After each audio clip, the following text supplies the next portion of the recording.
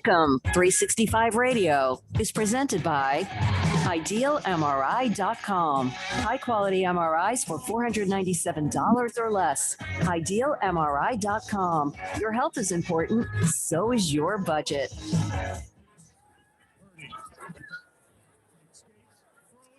Field. Intercepted. Taylor Bars comes up with it. The best cover corner has a broken thumb. The 3 o'clock hour is sponsored by Waco Custom Marketplace. Meats, sweets, Texas treats, and a cut above the rest. 425 Lake Air Drive, Waco. Here's Elliott. He will get it. Touchdown Dallas as Elliott fought for it and has his 6th of the year. Here's David Smoak and Paul Catalina. All right, here we go again. SicEm365 Radio on yet more icy and frigid conditions in Central Texas and around the entire state of Texas. SicEm365 Radio will take you until 6 o'clock. 3 guests that we have now lined up. Jared Sandler, as pitchers and catchers start to report to baseball training camp. Well, he'll join us. He's a part of the Rangers radio network at 4 o'clock. And King McClure, ESPN college basketball analyst, former Baylor guard at 4:30. RJ Ochoa blogging the boys with Paul Catalina on the Cowboys in the offseason. That'll be at 5 o'clock. Paul Catalina is at home. I'm at the condo. And, well, I think perhaps Craig will be with us eventually when all of this, of course, is cleared out. But interesting that, Paul, after I fired shots across the bow at Armstrong Sims, Deshaun Watson of TV and radio producing, that he shows, oh, there he is. And it looks like he's coming off a 4-day binge. Hey, I deny these rumors. They're untrue.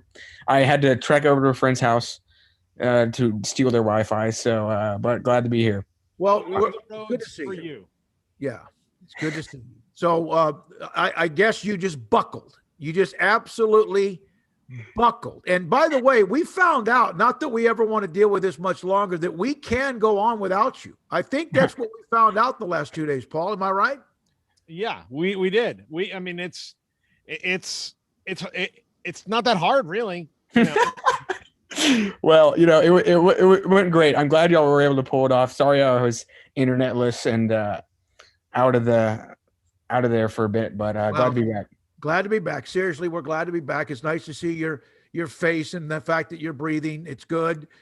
So it's been weird. Hey, what I wanted to do, and I put this up on SicEm365 in the premium section, or for whoever wants to not call us today, because we're still not able to take the calls because of our setup with not being in the studio. But what has it been like for you the last 2 to 5 days? There are people up north that are probably scoffing at us, but even they have their blizzards that completely shut them down. We know, I don't want to get political about who's wrong with why we're having power outages or not enough gas or not enough green energy or whatever the hell's going on. But what's it been like? It's like I went to H-E-B today on 19th Street, and it looked like we were a third world country. It was, the shelves were, I'm going to post a picture. There was no bread. There's basically no vegetables, no salad. I found a couple of packages of salad. It is worse than when that all started back in March, when everyone started stealing as much as toilet paper as they possibly could. What's it been like? Paul, you and I have discussed it. Armstrong, what's it been like for you? It's been very interesting. When my power went out, I decided that I wasn't just going to sit at home. So went out and walked around. I still live in the college town part of Baylor. And Monday, it was insane. There was cars driving the roads very recklessly, but dragging like sofas behind them with, frat boys sitting in the sofas just being pulled down the street, and just crazy snowball fights and parties happening. It's been chaos, but I never thought I would get to a point where 25 degrees feels warm. Yeah. And like in a relief. So in fact, I'm going to do an update. We've done this. It's now 28 degrees, which is about as warm as it's been for about 24 hours. And of course, it'll not get above anything above that for a while. But I did. I drove up around a few places. I was going to find some firewood to keep the fireplace going, even though we do have power. I'm trying to use a little bit of that as alternate heat. But the roads aren't bad. They're the problems, of course, are those who almost either are too aggressive or they're too slow. And so it's okay. And so, Paul, you had no power. Now you've had power for almost a full day. Craig has been out without power for 2 or 3 days. And I've not had any problems. And I've been very fortunate with that. Although a neighbor above us, Celia, who's in her 80s, she broke the key to her lock to the front door and couldn't get in or out. So a fire department had to come over and somehow find a way to undo her, like the deadbolt. And, and knowing her, she's probably got like 3 of them, plus maybe snipers and, the cameras. So that was one of the best things that happened yesterday. I mean, that was fun. It gave us a little energy. But I'd like to hear 254-339-1122 on the text line, brought to you by Riverbend Liquor and Wine. What's it been like these last 2 or 3 days? What have you done? Are you stir crazy? Are you depressed? Are you like, hey, this is how you catch up on no sleep? What has it been like for you, the listener, our audience, and those who have been frozen in or have no issues or have power? We've seen pipes breaking, Paul. It's crazy. It's absolutely crazy what we've seen, some of the video across Central Texas and around the state of Texas as well. Yeah. Outside of by power being out all day on Monday, I've been very lucky. Like right now I've got a minor plumbing issue that I'm keeping ahead of, by dripping the faucet, but I don't have a kitchen sink right now. I mean, like the water's just dripping out of that faucet because it's on an outside wall and there's probably a big clump of ice in the pipe. And so I'm having to drip it to keep it from freezing and breaking the pipe. So that's really my only thing right now. Everything else is working and it's been fine.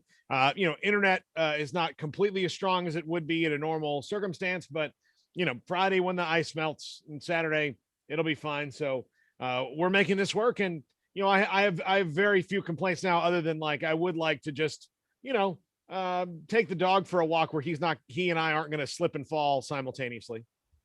It's not that bad outside. Go get Woodrow now. Go take a walk. Come back in 10 or 12 minutes.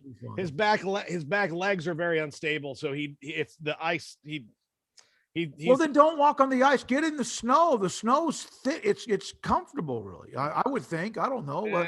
In my yard, he's not happy about it. I mean, he gingerly walks outside and does his business and then comes back. So, all right. Scotty B, the Baylor King, just sent us a text. Well, my family lost power for over 36 hours, but yesterday we decided to move to the grandparents' house so we can have power. And Scotty B, of course, our tennis pro on the listening audience, along with Statman. I've been stuck at home the past 4 days. I've been blessed to have electricity the entire time, but no Spectrum. I had no Spectrum cable TV internet for a few days, but both were restored last night. No water due to frozen pipes. I spent some of the time reading a good book or two, enjoying soup for dinner each night. I got a question. When people are told to let your faucets drip, do they not do that and get why let it? I know that it could be a water bill, but water bills are one of the least expensive things you normally have to pay for. Yeah, I don't. I mean, look, my water bill is probably going to be a lot more this month than it normally is. So like, what the water, the trash, and everything usually comes out to about $86 to $90 for me. $100 on a month where I've had to give Woodrow a bath outside or something like that, and I use the hose water. So yeah, I mean, believe me, here's what we're saying. Like, here's what I can tell you. We can learn from the state of Texas. There are plenty of things that'll keep things from wind turbines from freezing or natural gas lines from going. But because they're like, oh, it never happens, they didn't do it. And now they're going to pay, like with lawsuits and insurance and rebuilding the grid and all that. They're paying much more in the back end than they would have on the front to just make sure that no matter what happens, it's not going to, it would take a really bad catastrophe for it to go down. Same thing with your house. Like, just pay a little bit more on the front end so that you don't have a pipe burst. And then you got to call a plumber and he go, oh, that's $11,000. Yeah, I here's what I've done. I have the 2 bathrooms, sinks and shower heads, and then obviously the sink in the kitchen.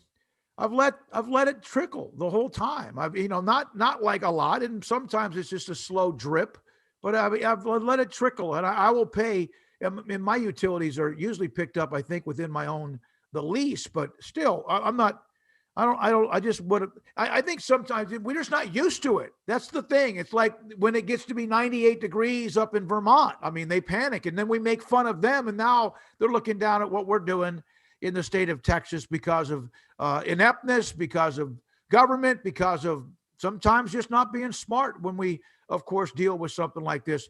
But you know what? I saw more people yesterday moving around. Today it was a little bit less. Today was, I think, because there was some overnight precipitation. There was supposed to be a lot more than came down, though. It could have been a lot worse. So it did not get to be as bad. And I've walked outside. I've slipped maybe a couple times, just slipped, like just could feel it, but have been able to be okay. All right, Paul, we had that question yesterday about the dominant 5 in men's and women's basketball at Baylor. Had a few more comments on that we'll bring to you from a lot of different people. And there's some new names that entered the discussion. And so we'll have that. Also, Rush Limbaugh died today. He was 70 years old. He'd been battling cancer. He was perhaps the reason that I ended up in radio. He was someone, no matter how you feel about him politically, and a lot of people know, even those who don't like his political views, realize how massive and powerful his opinion was, and he made a huge difference. Forget about the political part to me. He got AM radio back up off the deck on a 10 count. It was like 8, 9. Rush Limbaugh starts doing talk radio. There were vehicles back in the, mid to late 80s that they did not have AM radio. It's got to the point where it was almost extinct. So I owe a lot to him because I was in television full time. He started doing talk radio, and it allowed AM radio and it allowed sports talk radio to kind of come back as well. There was mainly just in the major cities, and some of them were dying. Well, you know what he did at first was, he allowed stations to go full format of one thing or the other. So before, if you ever watched the show Frasier, where Frasier had his little show, and then there was a sports show and a gardening show, and there's all these different shows. So talk radio wasn't all of one thing. It was talk radio. And then if you had a show that, if you were a sports fan, you listened to the sports show at this time. And if you were a fan of the news, you listened to the news at that time. If you were a Paul Harvey fan, you listened to Paul Harvey, at the time that Paul Harvey was on, or whatever it was. Rush Limbaugh was so massive that people started saying, okay, well, what can we program around him that's similar? Okay, I remember when I was living in Bossier City when I was a kid, it was Rush Limbaugh, and then it was G. Gordon Liddy afterwards. So G. Gordon Liddy, famed Watergate burglar, was on right after Rush Limbaugh doing another conservative talk show. And then the local, they would do local shows that were mostly conservative. I mean, like, that was just what it's going to be. Like, you're probably not going to get, a lot of liberal hosts on a station that also has Rush Limbaugh. You had a lot of liberal hate listeners. That's the reason he was so big. People who are on the other side of Rush never want to admit this. They never want to admit this. But the reason he was so big is not just because he was a voice for people who agreed with him politically, is that people hate listen to Rush. They would listen to Rush and be like, that guy's an idiot. I hate him. Arr. And guess what they did by doing that? They made Rush so rich and powerful in the radio industry, and then it helped explode what we do. Well, one of the things that he did, and by the way, for those who do that hate him but listen to him, or those who might send a letter or an email or a call, I hate what you guys do. That's radio masochism. I've used that term before. That's what that is. That's like watching one of the political networks and you hate their views and you watch them and get mad. Why do you watch them? Although I think it's good to listen to both sides. I've mentioned that comment before, just because you never know what you might learn if you're listening. But Rush Limbaugh, he allowed my career to change. And in 1990, I got into talk radio. Our station didn't even have him. He was on a competitive station, but that's all they had. They were I don't even know what else they had during the day, but they had some of that. Then it allowed some other shows to begin. Glenn Beck, Sean Hannity eventually started doing radio. And of course, a lot of people now have gone all over the place. Then it led to the financial shows and stuff. You know what our format was at one point? It was a local morning 6 to 10 with news, weather, and sports. And we had a meteorologist, Dr. Bob Peters, who's one of the greatest stories of all time. He's blind, and yet he's brilliant. And I don't think he ever missed a forecast. You know, it's 50-50 because it's such a hard job. He was brilliant. He also was a political analyst and could predict elections based on, the counties, like a lot of people do. And then we had a couple of 3 conservative shows, and then I was on in the afternoon and evenings. So it wasn't built around Rush, but he allowed others to start saying, hey, if he can do this, why not? And we were kind of a potpourri, like you mentioned. On Saturdays, it was like it was Dale Groom. He did a plant show for an hour, and there was a car show and all that other stuff. I mean, that was what radio, like, I remember when I started in radio, I had this thing of the first day when I got there, I was like, okay, this is sports all day. And they had this other station. I wonder if that's the one where they have like the, those kind of the talk things. And that obviously that wasn't the case. Like I was waiting to walk in and see Bulldog and Gil from Frasier, and this is Dr. Frasier Crane. I'm listening, but Rush, I mean, and there were to a point where, he was just he was what he was. And then now, because of the political discourse and some of the things that Rush said and did, like, I get the vitriol, but people were just like, okay, well, that's just Rush Limbaugh. That's what he does. There's the other side and they do what they do. And I'm going to listen to whatever I'm going to listen to. And then now it's changed so much, but really talk radio exists. Podcasts and all these things that have come off of talk radio are because of really, to me, 2 people, Rush Limbaugh and Howard Stern. They're the ones who got so big in this that people wanted to listen to them all over the country. And that's what happened. I agree. Yeah, I agree. And that's why I wanted to mention his passing at 70. Some people love him. Some people probably are emotional because he's gone, and some people hate his guts.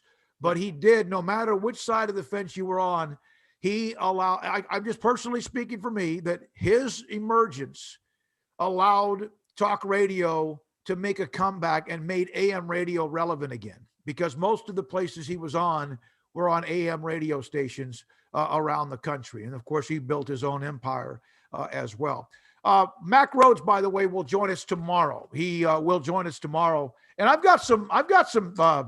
might have some inside scoop on what he was doing today. Yesterday he was helping along with, and oh my goodness, I think it's Jamie Hartman, who's the chef at the bank, who's obviously, she was busy. I put up that note. Mac wasn't going to be able to join us because he was helping pack bags and get food to student athletes. One of the complexes was out of power, water, whatever. And then and it wasn't just him, but here he is, the AD. She actually retweeted that last night, and then also mentioned there were so many more involved, which they were. And can you imagine what that was like? And then today, I think he just went, I think he got himself into maybe a submarine and floated up and down the bottom of the Brazos to get away. I think I would if I were him. I think he did. I think he just finally said, I think he told Joe Vaughn, and I think he told Don Rogers and Paul Bradshaw and all the others, you won't be able to find me. But he'll be on tomorrow at 4:20. And there's a lot of things to get to. In fact, there's a couple of things to get to. Men's basketball, the UT Oklahoma game and the Texas Tech at TCU game tomorrow, postponed. Not sure if they're going to have time to make up those games because we're down to the last, week and a half, 2 weeks. Yeah, the women's game against Oklahoma, which was Saturday in Norman, has been moved back a day to let, one more day of allowing things to maybe the ice to calm down a little bit, has been moved from Saturday to Sunday. Yeah. One more. Baseball canceled their opening series this weekend against Jacksonville State. I do know that Steve Rodriguez is working on trying to find somebody so they can play games maybe at the ballpark on Sunday. Yeah. When you see the games canceled because of weather, the other games, that's actually kind of good news for Baylor, because then that'll help push down that league average. And they might get them made up, but you get to a point, and I feel like you're going to feel bad for TCU and Iowa State, but if there's some more cancellations or a couple of COVID blips, they're probably going to get dropped in a lot of these instances because, and I still would not be surprised. I know that's on schedule and we got the credential thing today, but I would not be surprised. I know it's supposed to start on March 8th or whatever, the Big 12 tournament. But if we find out on March 4th that they're like, yeah, hell with it. No, they're going to play the tournament because there's money involved. I know there's also money involved. They're going to play the tournament. That's just the feedback I get. It would take, we've had this someone put up on Twitter this whatever we are, this vortex. It is a vortex of COVID meeting icy conditions in a state that's never ready for it or used to it. But it's all around the country. This is not just all the craziness in Texas. It's just we're not as prepared as we should have been in various ways. So when we come back, it's 3:21. We'll have Jared Sandler as baseball pitchers and catchers start to report various places in Florida and Arizona. When we come back, a few more notes on names among, and you can join us as well at 254-339-1122. We'd love your feedback. The top 5 all-time men's and or women's basketball combination power ranking, including the women. And there's been some push in the last, I'd say 5 or 6 hours for names like Maggie Davis, for names like Eppers and other names, Susie Snyder Epps, excuse me. And so there's a lot of push for that. Going back a little bit deeper, Jackie Robinson and the teams that Baylor had in the late 40s. And again, the problem is we get 22 names and I want 5. So you can have your 5, but keep it to 5, not, well, let me give you 5 and let me give you 3 others. We have rules. That's not the deal. Is give us your 5. We want your 5. We will read your 5 and also read your reasons for why they're your 5 as well. Paul Catalina, Armstrong Sims back. You know what? He's just like all the other professional athletes. They don't want to go to mini camps. They don't want to go to OTAs. They don't want to go to off-season workouts. They don't want to go to training camp. But as soon as that first game check is going to be missed, they walk through the front door. Yeah, I'm not surprised. He was getting too big for his britches. It's fine. He had Armstrong's Army and the fan page and all that. Oh, they have been all over me. I mean, some have said that they didn't listen or watch the last couple. Well, then we were just basically a graphic the last couple of days. That Armstrong turned SicEm365 Radio almost into Deshaun Watson against the Texans front office because he was not around. I don't know where these reports are coming from, but I have no comment. No comment. Who are you? Where are you, Armstrong? At a friend's house, you said? At a friend's house, yes. Okay. Well, that was nice of him. We need to mention his name at the end of the show because otherwise it would have been the holdout. You would have started losing checks, but that's fine. And what the hell's going on? Where's Jack? Where's Coco or Cole or whatever his name is? And where are those guys? Where are they? Rob. I mean, he's got the athletic director feeding him at the bank along with all the other student athletes, like making sure they get fed.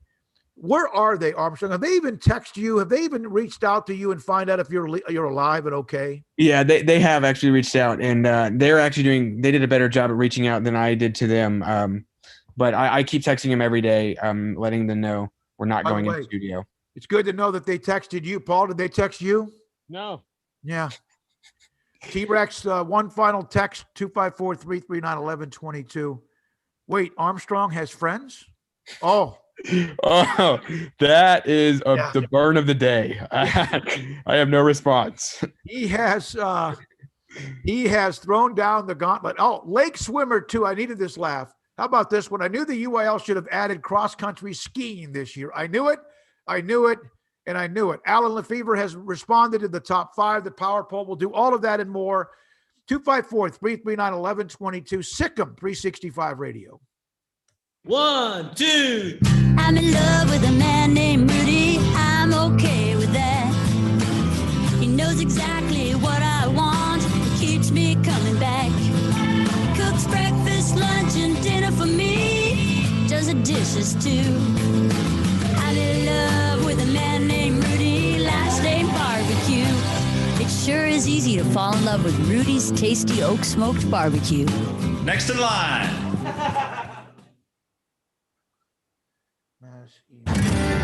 We've sent the nomination forms to area high school counselors for the 11th annual Academic All-Stars team, and we will find 20 elite student athletes who excel in both academic and athletic competition from Central Texas high schools. Hello, everyone. This is David Smoak. Our title sponsor is Texas Farm Bureau Insurance, protecting Texans since 1952. The 2021 Academic All-Stars program is also brought to you by Westdale Asset Management, Englander Design Pack, Southwest Sports Medicine, Allen Samuels, Dodge Chrysler Jeep Ram Fiat, Coca-Cola of Waco, Ray Broker Air Conditioning and Heating, Texas Sports Hall of Fame, HEB, the McLean Group, Universal Windows Direct, Rudy's Country Store and Barbecue, and the Waco Foundation are 501c3. Nomination deadlines March 31st. We'll eventually announce the team on Monday, May 3rd. Honor them at our annual banquet on Wednesday, May the 19th. It's the 11th annual Academic All-Stars team highlighting the elite student athletes in Central Texas right here on SicEm365 Radio. Let Camille Johnson Realtors guide you seamlessly through the process of buying your dream home or selling your current one. Commercial, farm and ranch, or residential, Camille Johnson Realtors can smoothly and successfully lead you through any transaction. With a team of 28 experienced agents who are excited about serving you, Camille Johnson Realtors services the entire greater Waco area. If you're in the market to buy or sell, contact Camille Johnson Realtors, 104 Midway Center in Woodway, or find them online at www.camillejohnson.com. Camille Johnson Realtors, elegant, charming, warm. Welcome home.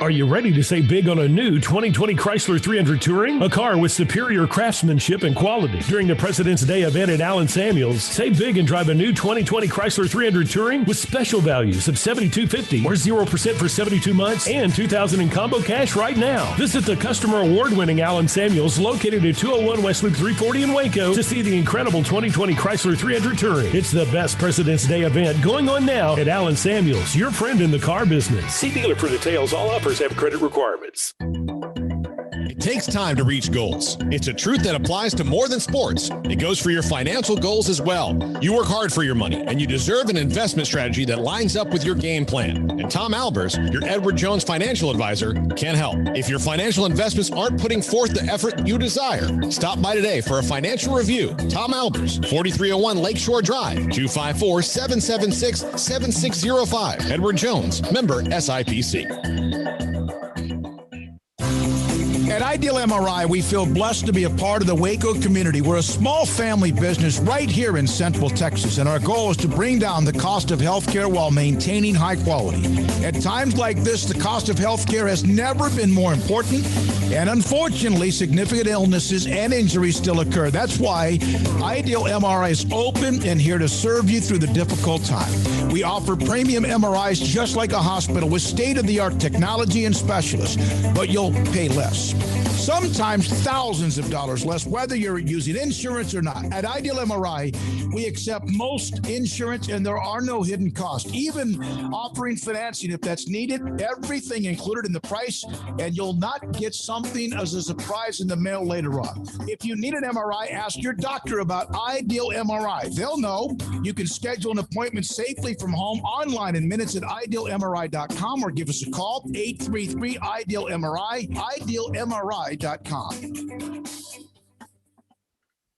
Welcome back to SicEm365 Radio. Have you downloaded the SicEm365 Radio app? Do it today on the App Store and Google Play. All right, we're back. SicEm365 Radio, looking at some of the responses on either Twitter, text line, or also the forums, the SicEm365 premium forums on the question about the Power Five, and some of the names that were added into the mix. And we have rules, as you know, Paul, and sometimes we have to reiterate those rules. For example, Alan Lefevre, the great Alan Lefevre, he mentioned, well, I don't know how you can't have Jackie Robinson. So I said, hey,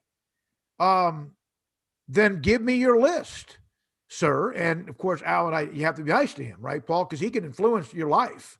And so he said Brittany Griner 1, Vinnie Johnson 2, Jackie Robinson 3, Jackie Robinson, the former Baylor basketball star in the late 40s, Jared Butler, and William Chapman. And he said this as well, and I like it when there's a response, not just the list. Robinson, Johnson, and Chapman would be on more of the list of today's fans if they had actually seen them play, which is fair. At the same time, there are some of those that respond to that by saying, and Paul, you've done this as well, that back in the 40s or even women's basketball in the 60s or 70s, most of the schools around the country did not have any commitment at all to women's basketball. So Delta State, Immaculata, Stephen F. Austin, even Louisiana Tech, of course, they had their really nice run. Old Dominion, Cheney State, they were part, Wayland Baptist, they were a part of the power structure. And only a few of the big schools, UCLA, Texas, Tennessee, really had much commitment to women's basketball at that particular time. Not many others did. And so it's kind of hard to how do you balance who was actually committed, the black athletes' arrival into the NCAA, and really the level of playing field along the way? I remember talking to Jody Conrad one time on our show, and she was talking about how when she played women's basketball in college, it was half court. And I remember like how antiquated and sexist were things back then, where they're like, okay, ladies, you can play, but half court. Like, we're not going to let you, like, watching the athletes that you see now. Why would you have ever thought that, like, well, they're frail, they can't go that extra 45 feet? I mean, like, what's going on here? Can you imagine today with the athletes who can take one or two steps and go from what seems like mid-court and making them stay in a half-court set? Oh, no, it's insane. Okay, Odyssey Sims made some people's list, and I understand why. Odyssey Sims is honestly one of the fastest basketball players I've ever seen, man or woman. Like, as far as A to B, here to there, boom, was just so quick. And that's why she and Brittany Griner mesh so well together, because, look, if Brittany was maybe struggling a little bit or, getting fouled a lot, man, you had to not only commit to stopping the most dominant women's basketball player maybe of all time, or you had to stop someone who was shot out of a cannon literally every time she took a step. Right. I saw a video the other day of LeBron taking a pass or maybe a dribble at a half court. Of course, they now have the newest term in the NBA, a cradle. Have you heard about, when I heard about the cradle, it was a cradle dunk, like you dunk it like this, like Jordan used to. And that may not have been the exact term with him, but I saw LeBron dribble. And of course he's 6'9" or whatever, 6'8". He dribbled, went past half court, took two steps. Then he had like a cradle and then two or three more steps. And everyone was like, my God, he almost jumped from half court. It's like no one understands what really truly traveling is anymore. And that's getting away from it. Can you imagine LeBron, Anthony Davis, Zion Williamson, the younger version, Luka in a half court set? I mean, they'd kill each other. Yeah.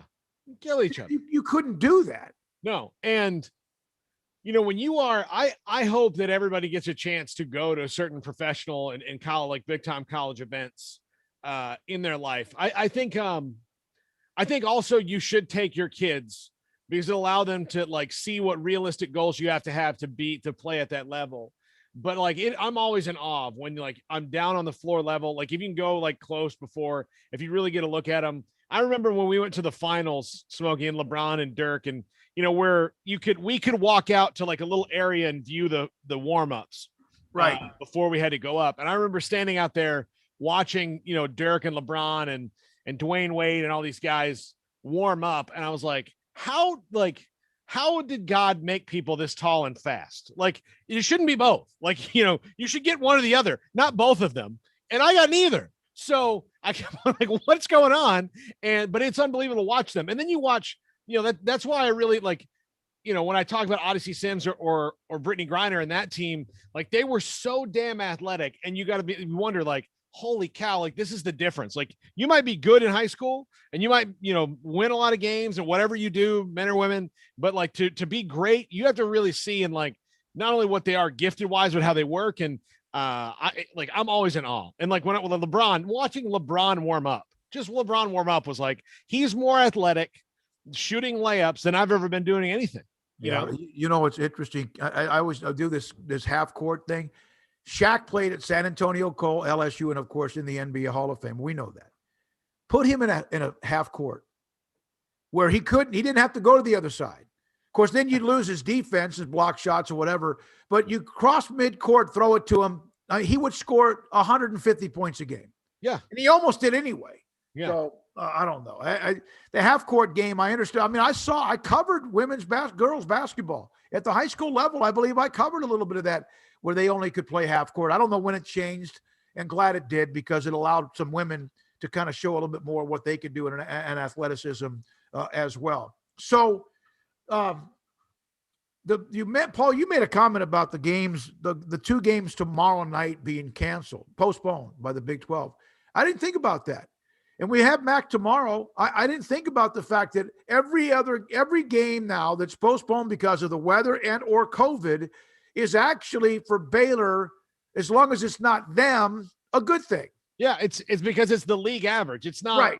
I was watching Up Tempo and seeing how they got on the air today, and they did. And great job, Armstrong, getting the two blonde guys on the air today. I know it's tough for blondes, but they were talking about. I had to correct Drake because he was like they were like kind of hovering around the thing. Is look, if the league average is 16, Baylor has to play 12 games. They want to forfeit. So if the league average goes down, then that's only going to be good for Baylor. So the league, it doesn't matter if Kansas plays all 18, then they're just going to push the league average maybe a little bit higher. But if West Virginia plays 16 and everybody else plays 15, 16 games, then, the league average is probably going to be 16 games. Yeah. And so, right. Yep. And look, we still have 2 weeks left before they're going to go to the tournament at all. Like, before that even happens. Look, there's going to be, the weather cancellations will be over in a week, but the other stuff that's still going to get worked out in the back end. We're going to have more cancellations. There's going to be a couple games probably still drop for COVID. Unfortunately, we have to be realistically expect that, hopefully not for Baylor, but probably for some other teams, because that's just the nature of COVID. Yeah, no, I agree. I agree. And so as you mentioned, every game that's canceled, it may be only a tenth of overall of a game, but still every game that's canceled or postponed. And UT Oklahoma, Texas Tech, at TCU, both postponed the games tomorrow night, and so they moved them back again. I just saw a note. Somebody just put up a note. This is from Daniel Acton. Daniel, we appreciate it, at Kiva Bird 94. Yeah, Paul, you were right. This is a tweet from Jay Billis. I think it's past time for a shot clock. What an embarrassment. It's about an Alabama basketball playoff game that ended up with a 6-4 score. And he was talking about how high school basketball needs a shot clock. One response, it's an 8-minute shot clock as far as the quarters. Here's another one. It's genius, or just have 64 30-second periods. There's your shot clock with no extra equipment needed. And then from Bravo, very smart by the coach. They lost twice already. Once by 19, I'm not sure about the other game. The coach knew that this strategy gave his team an opportunity to win get to the championship, and it almost worked. And Billis's response was, no, it's disgraceful and it's an embarrassment. Controlling Temple is one thing. This is quite the other. Yeah, I agree with Jay Billis on that. It's 6-4. That's not what basketball is supposed to be. It's not like you're playing a football game in the mud in 1931. Whoa, wait a minute. What's the difference in what they're doing in basketball terms than what the Giants did to the Bills in Super Bowl 25? Well, the Giants were still trying to score. They weren't. Well, yeah, they were, but taking 8. So no shot, but there's also no shot. Like look, the Bills have to stop them. If you just have to, because there's closely guarded rules and all this stuff, if you just happen to be able to just dribble the ball, and pass it around, the whole game. That's, I think it's not an apples to apples comparison. I think, and look, I understand why there wasn't a shot clock in high school basketball, because at the time shot clocks came out, to have to invest in that for your school was probably a large expenditure. But look, even the smallest high school gyms have scoreboards that you could put a shot clock on. Oh yeah, you could do that. So, Listen, the way they put $60 million high school football stadiums, they can't take a little bit of that out of the budget to put it in a gymnasium. Sure, they can. Yeah. Yeah. I mean, look, you called Daktronics, which is the scoreboard company that pretty much everybody uses. Daktronics will gladly upgrade your system for pennies on the dollar of what you think it probably of what it would have been comparatively in the, when shot clocks, started making the rounds all over the place. But yeah, put a shot clock in high school. Plus, I think it'll make the teams better because it'll make you have to play. Well, my question is this on 6-4. Doesn't the team that lost that otherwise would have normally won by a lot, don't they have to take some of the heat for not playing better, tighter defense and forcing the game to get into an up-tempo? Or why are you doing it too? Why are the both of you doing it? Like, you want to get rid of the four corners? If one team is really if you want to take that out of it, then don't respond. Like, why are you both playing the four corners? That especially if you're the team that if the game gets into any kind of rhythm or tempo, you're going to probably take advantage of that. But it's also the head coach's job, is it not, to put his or her team in the best position to win the game, no matter the rules, no matter what we may think about whether we like black or white or purple or green. Yeah. And look, that's right. That's those two head coaches that both decided the only way that we're going to win this game is to hold the ball.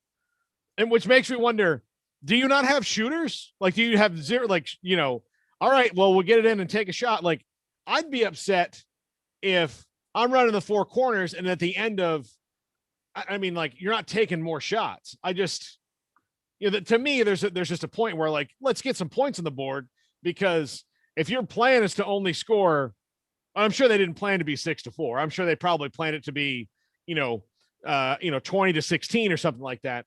But if you're into the second half and it's 2-2, maybe you want to put the throttle down just a little bit more to make sure that the other team doesn't decide hey, let's go score 7 points real quick and win this game. All right. Carver was the team that was beaten twice by Parker, including once by 19 in December. Carver had struggled for whatever reason the last 3 games, losing, and they had averaged 66 points a game. The opponent, Parker, entered the game averaging 52 a game. So what Parker decided to do was, we don't think we can go up and down the court with them, even if they struggle, because they will just run us out of the gym. And I hate it. I don't like, I've covered that as well, where you win the tip and you stand at midcourt. I've seen that happen. I've seen teams win with it, and I've seen teams have still lost, doing it. It's no different than whether you run the spread offense or you run the wishbone or the slot tee or the wing tee. I guess it's up to the coach on how they think they should win, to do what they think they have to do to win within the rules, of course. And they did. They're within the rules. I just think that, and also I just think it's going to make you better to have to play with a shot clock. I think it's a factor that informs the game a little bit more. So yeah. All right, couple of other names on the Power 5. And Paul, correct me if I'm wrong, if you took all of the responses yesterday on the most dominant 5 men's and women's basketball players combined in Baylor history, Terry Teagle, Vinnie Johnson, Brittany Griner, Jared Butler, and then there was a combination of Pierre Jackson, Davion Mitchell, and there's a bunch of other names. So here's what one of the responses from Maggie Davis, who now does the broadcast, I guess, with Bruce Geetson, the women's games. 4 consecutive years she led the team in scoring and rebounding. Let's see. Here's a 5 from Rifle Bear. Vinny, Butler, Teagle, Lace Dunn. That was another one mentioned quite a bit yesterday, and Pierre. Brian Etheridge came in second. How can Susie Snyder Epps, who scored 3,600 points in 4 years in the mid-'70s, not be a part of the list? Well, okay, then put her a part of your list. Yeah. And not that Brian just mentioned her, and then S. Sadler came on and said, no, she needs to be a part of the list. And so again, give us your list. Yeah, it's your list. It's not we're we're not making anything official. Like, we're not going to glaze it onto a plaque and put it somewhere in perpetuity and build statues of these 5. Like, it's just a thought exercise. It's just a topic to get some reaction, which we did. Here's another one from Looking for a Win. Snyder, Epps, Griner, Vinny, Teagle, and Butler. And again, it's not, there's no right 5. There's no 5 that is correct. And like you said, if we said go by statistics, scoring average, whatever, then you would have evidence. These are just opinions on what people might say when it comes to who they think is a part of their 5. That's the one thing I heard a lot was this person, whether it was Gerald's or Dunn or whoever it was all that Baylor had. Well, that doesn't mean that they're dominant. That means that they're a good player. But was the league, like, when I think of the word dominant, and this is, I think, where the semantics of the argument get in, is when I think of dominant, I think of, okay, who are when the oh crap players, oh crap, we've got to play this person, and what level of that was. Brittany Griner was an oh crap, we're playing Brittany Griner. Look, right now, and the reason I put Davion Mitchell on the list is coaches are like, oh crap, we're playing Davion Mitchell. And to a degree, I almost, if he was a little bit better of an offensive player, I might put Mark Vital on that list of dominant people I've seen, because every coach in the Big 12 is terrified of him. Yeah, no, because he brings it from different levels. He doesn't score. And a lot of times Mark Vital doesn't need to, but I can't remember the game. It was either earlier this year or on a couple of occasions. I know he had that breakout game earlier this year, and it might've been against Kansas, after Fran Fraschilla said, hey, something's missing, and Vital went off everywhere. But there was a game or two last year when Vital scored 15 or 17 points. And he can, if you need him to. He's worked on his free throw shooting. Most of his points are going to come from, around the rim or drives or offensive rebounds, whatever. But, you're right. You're exactly right. The bottom line is there's certain, when you play a certain team, and a lot of times who you and I think might be, then you talk to a coach is, no, you got to shut this guy down. Mm-hmm. This is the guy. Like when Kansas last year had the guard. Who was the guard that was hurt the first part of the year? Dotson? Was it Dotson? Yeah, Dotson. I mean, that's who you had to worry about. No, you had to worry about Azubuike, because when he was healthy, he took over the last part of the Big 12 season. Mm-hmm. I mean, the game in Waco against Baylor, he was dominant. He was an absolute freak in that game. He missed one shot. I don't remember him missing a shot. I really don't. He missed one shot, and he might have gotten fouled on it, and they just didn't call it. Yeah, I don't know. You're right. I don't even remember that one. Yeah. Also from Scotty B, Oklahoma was supposed to play this weekend. They were going to play against. I think they were supposed to play at home to play Wichita State. And there's always history between Oklahoma and Wichita State with the coach and Gene Stevenson, the former coach Gene Stevenson. Then they were going to play Round Rock. Just found out Oklahoma, this is from Scotty B, just giving us a Big 12 note. We appreciate it. They're going to play at Texas A&M Corpus Christi. So they're going from Norman to Round Rock. They're going as south as they possibly can. I guess the next part would be Puerto Rico, right? Or the Bahamas, wherever they might be able to find anything and unable to play the game. It's SicEm365 Radio, Paul Catalina, David Smoak. Here, you want a shot across the bow from Vernon Maxwell? Yeah. Did you see this? I'm not sure if Armstrong's able to do that, but I'll throw this out there. Let's do it after the break, and then we got it. All right. That way, in case Armstrong can find it, it's at Vernon Maxwell 11. It's about the city of Houston, but taking a pot shot during the middle of this crisis at the Houston Texans. We'll come back with that. Jared Sandler at 4, King McClure 4:30, and RJ Ochoa on the Cowboys at 5. SicEm365 Radio. At Baylor University, students find their place to shine. They're faithful friends and inspirational leaders. They're championship teammates and independent thinkers. They're on the cutting edge of high tech and in the halls of history. If you want to make the world a brighter place, you can. And if you want to shine in your own way, you can. The spark you need is already inside you. Bring it to Baylor, where lights shine bright. Did you know that 1 out of every 4 men have symptomatic low levels of testosterone and don't even know it? And if you think you're too young to worry about it, guess again. Low T levels can make you feel tired and grumpy, cause weight gain, and wreak havoc on your sexual desire and performance. Petty Clinic Low T can set up same-day blood screening and results, so if you're tired of being tired, I challenge you to man up and Google search Low T Waco or go online, pettycliniclowt.com. It's a private clinic with an atmosphere catering to men. Affordable, only $150 a month, includes lab work, office consultation, testosterone injections, follow-up visits compared to $395 a month in Dallas or Austin, and you don't have to fight the traffic. Petty Clinic Low T as board-certified physician consultations will provide the best form of brand-strength testosterone available. Contact Petty Clinic Low T today, just off Highway 84 on Old Hewitt Drive in Woodway. Petty Clinic Low T, helping men become the high-performance men they deserve to be. PettyClinicLowT.com or Google search Low T Waco. Texas Farm Bureau Insurance has protected fellow Texans with auto, home, health, and life insurance since 1952. With more than 260,000 square miles of land and 27 million people, that's a lot to cover. Whether you're wrangling cattle or wrangling kids, we're proud to protect Texans in all Texan ways of life. Stop by and see our agents at one of our 3 McLennan County locations. Coverage and discounts are subject to qualifications and policy terms and may vary by situation. From the first workout to the last practice, sports is an incredible and rewarding challenge. Hi, everyone. This is Dan Ingham with the First National Bank of Central Texas, and we're proud to support each athlete, every parent, and our educators. From families, small businesses, to the biggest industry, we're here to help. With remarkable products like mortgage lending, we've got banking ideas that fuel big dreams.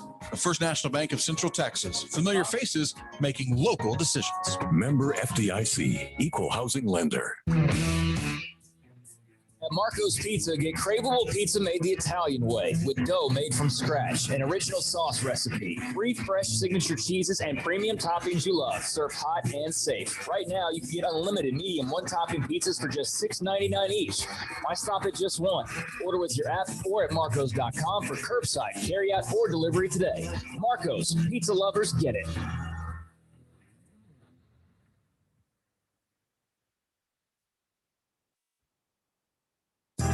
Riverbend Liquor and Wine has their easy-to-access drive-thru open and convenient and clean in-store location on the corner of Lakeshore Drive and North 19th Street in Waco. Riverbend Liquor has the best and most extensive variety of craft beer selections in Waco, and Balcones whiskey, including single malt, pot still, baby blue, rye, brimstone, and the all-new lineage in stock. Riverbend Liquor and Wine, family-owned and operated, and a hidden gem in Waco on Lakeshore Drive and 19th Street. And find out more on Facebook and Instagram. This is SicEm365 Radio. Text us at 254-339-1122. The SicEm365 Radio text line is sponsored by Riverbend Liquor and Wine, with the most extensive variety of craft beer in Waco. A hidden gem on Lakeshore Drive and 19th Street.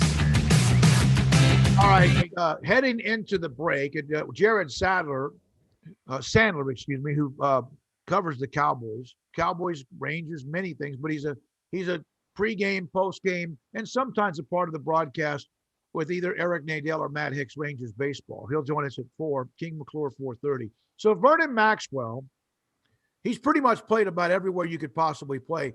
Look at this tweet from him. This was, I guess, I don't even know what today is. I've lost track of even the time or the date. Today's Wednesday.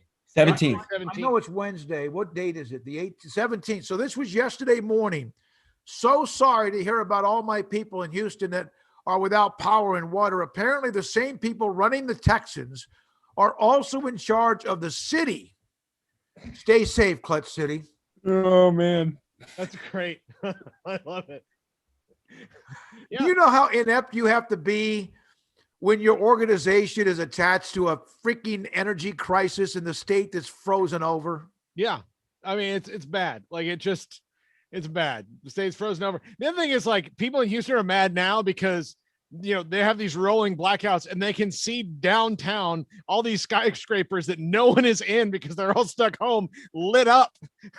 Yeah, I saw a few people who are really arguing back and forth, but very upset. The city of Austin was lit up a couple of nights ago. And then the next night you could see that like almost all those buildings had been kind of, now some have to be on because of security reasons or reasons that the city or government, whatever. There was barking back and forth last night about McLean Stadium.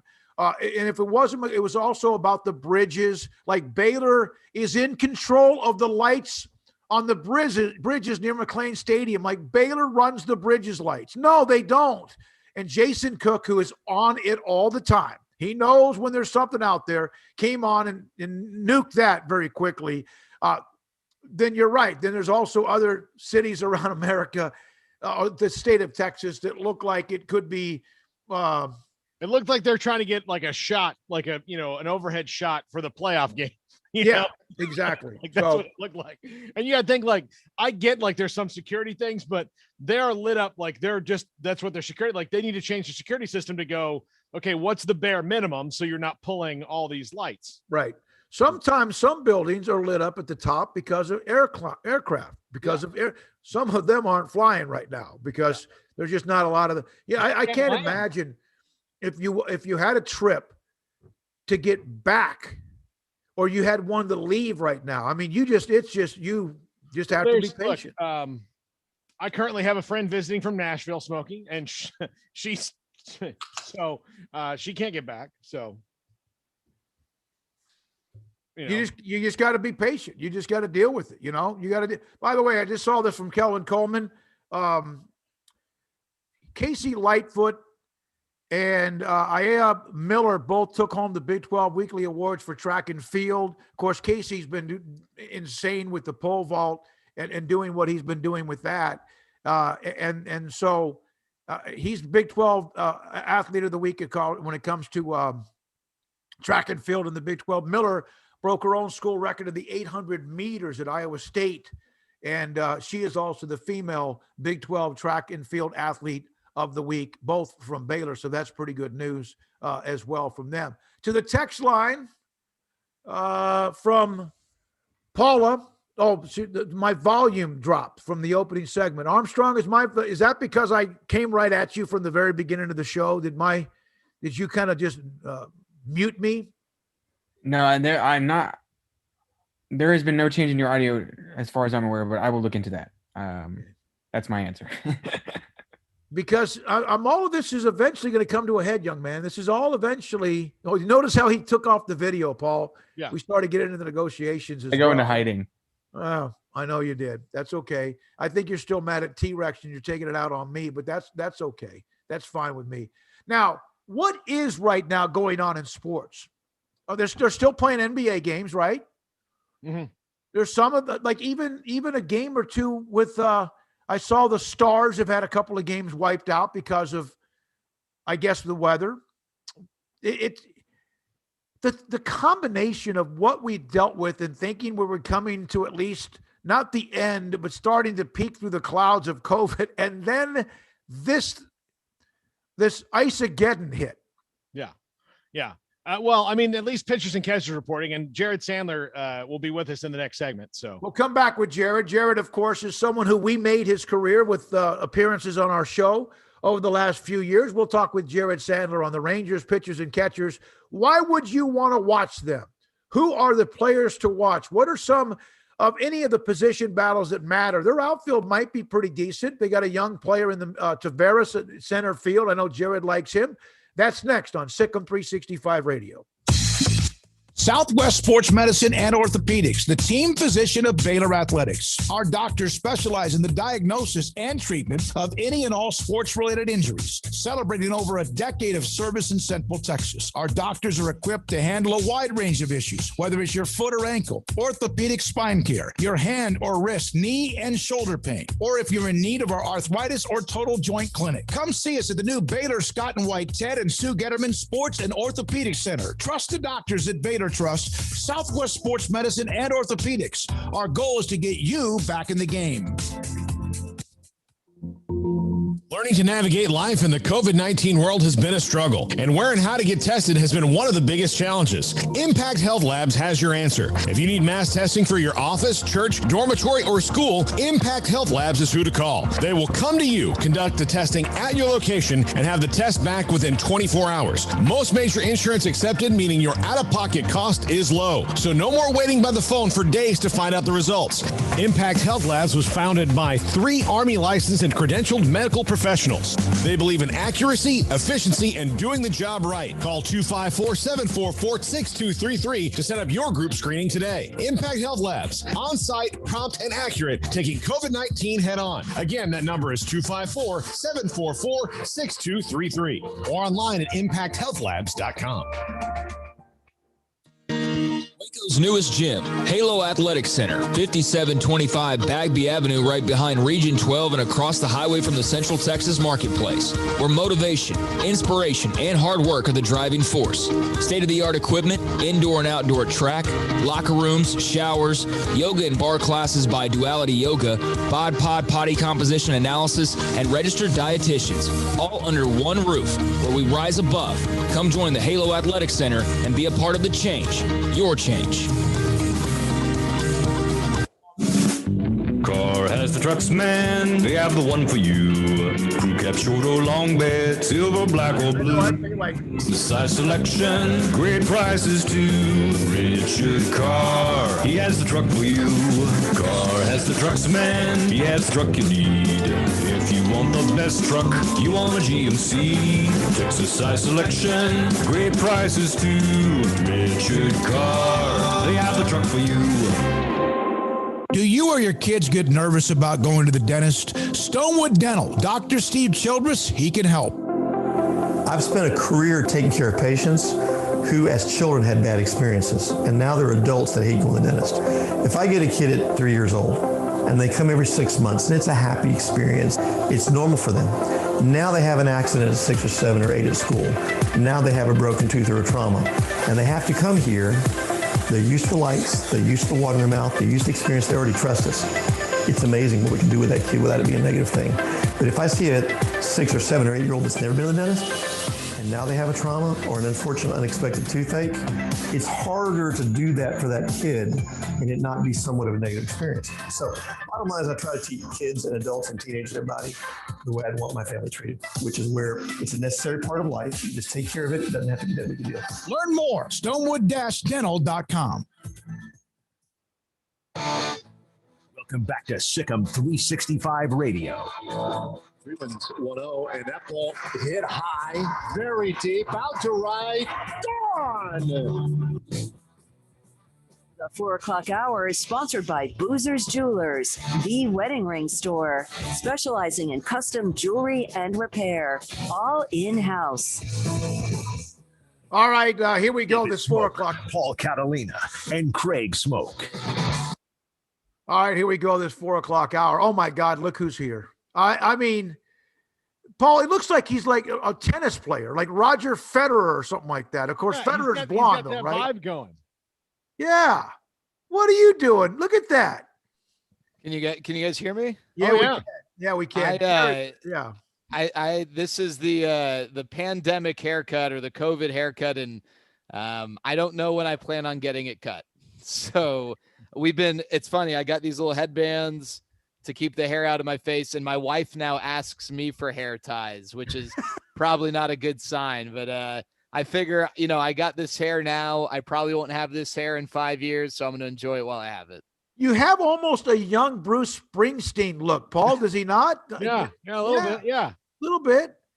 I mean, we should be able to say that because we made your career. You know that. I mean, it has nothing to do. We saw you when you were a young prospect coming up in the broadcast business, and now you're a 5-tool star.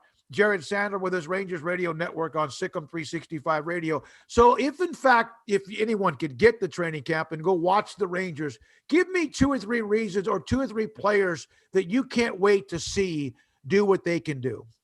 Well, I'm excited to see Leody Taveras. I think just, whether it's contained within training camp, spring training, or the season, I just think that when I look at the young players who are going to be on the opening day roster. He's the one who I think maybe has the highest capacity to contribute on the next set of really good teams as a center fielder. And I don't know, a lot of it depends on, is he a number 9 hitter, or is he a guy who can hit in the top half of the lineup? And that's kind of what we still are going to learn. We know this guy can play top level defense and center. It's the offense and how good it is or will be. That's the question. I'm excited to watch Josh Young. Really didn't get a chance to watch him last year because of, the way the year unfolded. And while I don't think he's going to make the opening day roster, I think he'll be a Ranger at the big league level. I always hate putting dates on this, but I think by June 1 is probably a fair date, give or take a week or so. And then, I think from a pitching standpoint, one of the big moves, maybe depending on who you ask, the biggest move this offseason was acquiring Dane Dunning from the White Sox in the Lance Lynn deal. And I don't think Dane Dunning is necessarily built to be an ace. But again, when you look at guys who could be a part of the next wave of really good teams, I think Dane Dunning could absolutely be a part of one of those rotations. And he's technically still a rookie. He got his major league debut last year, but this would be his first real full season of Major League Baseball, and it'll be interesting to see how good he is because, he's one of the Rangers' top prospects, as we speak right now. Yeah, Rougned Odor is still the kind of the last holdover from the last big playoff run is there. And obviously his role is going to change drastically until they figure out where he winds up in the future, which is probably not on the Rangers anymore. But Joey Gallo is kind of an interesting one to me right now because I know that they would love to build around him and the power that he has. But given the fact that this team is clearly in a rebuilding mode and with the kind of pop that he has, if he can kind of duplicate what he did a year ago, does he become a centerpiece or a trade piece? It's a great question. So the Rangers have $32 million locked up at the end of this year. That's it. Which, I know there's been some criticism for their spending. The reality is it's really tough to justify spending when you're in the position that they've been in from a competitiveness standpoint. So you can go and throw out big contracts to appease fans, but they end up hurting you long term. I think the Rangers are positioning themselves to spend in a big way this offseason. And I really think either Trevor Story or Corey Seager ends up as the shortstop of the future for the Rangers with one of those big deals. If Leody Taveras has the type of year that makes you think he could be the guy in center, maybe it opens up Joey Gallo more long-term. But the problem is the Rangers need to invest money up the middle. And if they don't think Leody can be that guy, then you're probably going to have to pay a center fielder. You certainly are going to have to make some moves on the mound. And those guys, as you guys know, are not cheap, especially as you get, higher up the ladder as far as ability. So Paul, I think the Rangers in a perfect world, they'd love to have Joey. But I think to answer your question, the better he plays, the higher his trade value is. And I think ultimately that's going to be what's most valuable to the Rangers than his contributions tied up in a big deal. And I think a part of the reason why, while again, the Rangers love Joey, I think if you're going to pay the guy, $100+ million, which is likely what he's going to command if he has even a halfway decent year, you'd want the guy to be an up the middle player or someone who offers a little more consistency offensively than what Joey offers. I think that's the type of player they want moving forward, as opposed to the types of guys they've maybe had in the past. Jared, it's a hard question to answer, but it's a legitimate question if you're a Rangers fan. And listen, I'd rather them have a lot of young players that they can start to get to see a glimpse of the future than a bunch of just guys that make them average enough to be no good. But what is a legitimate timeline? Or is this franchise, do they have enough money to eventually get back to where they are a player in baseball?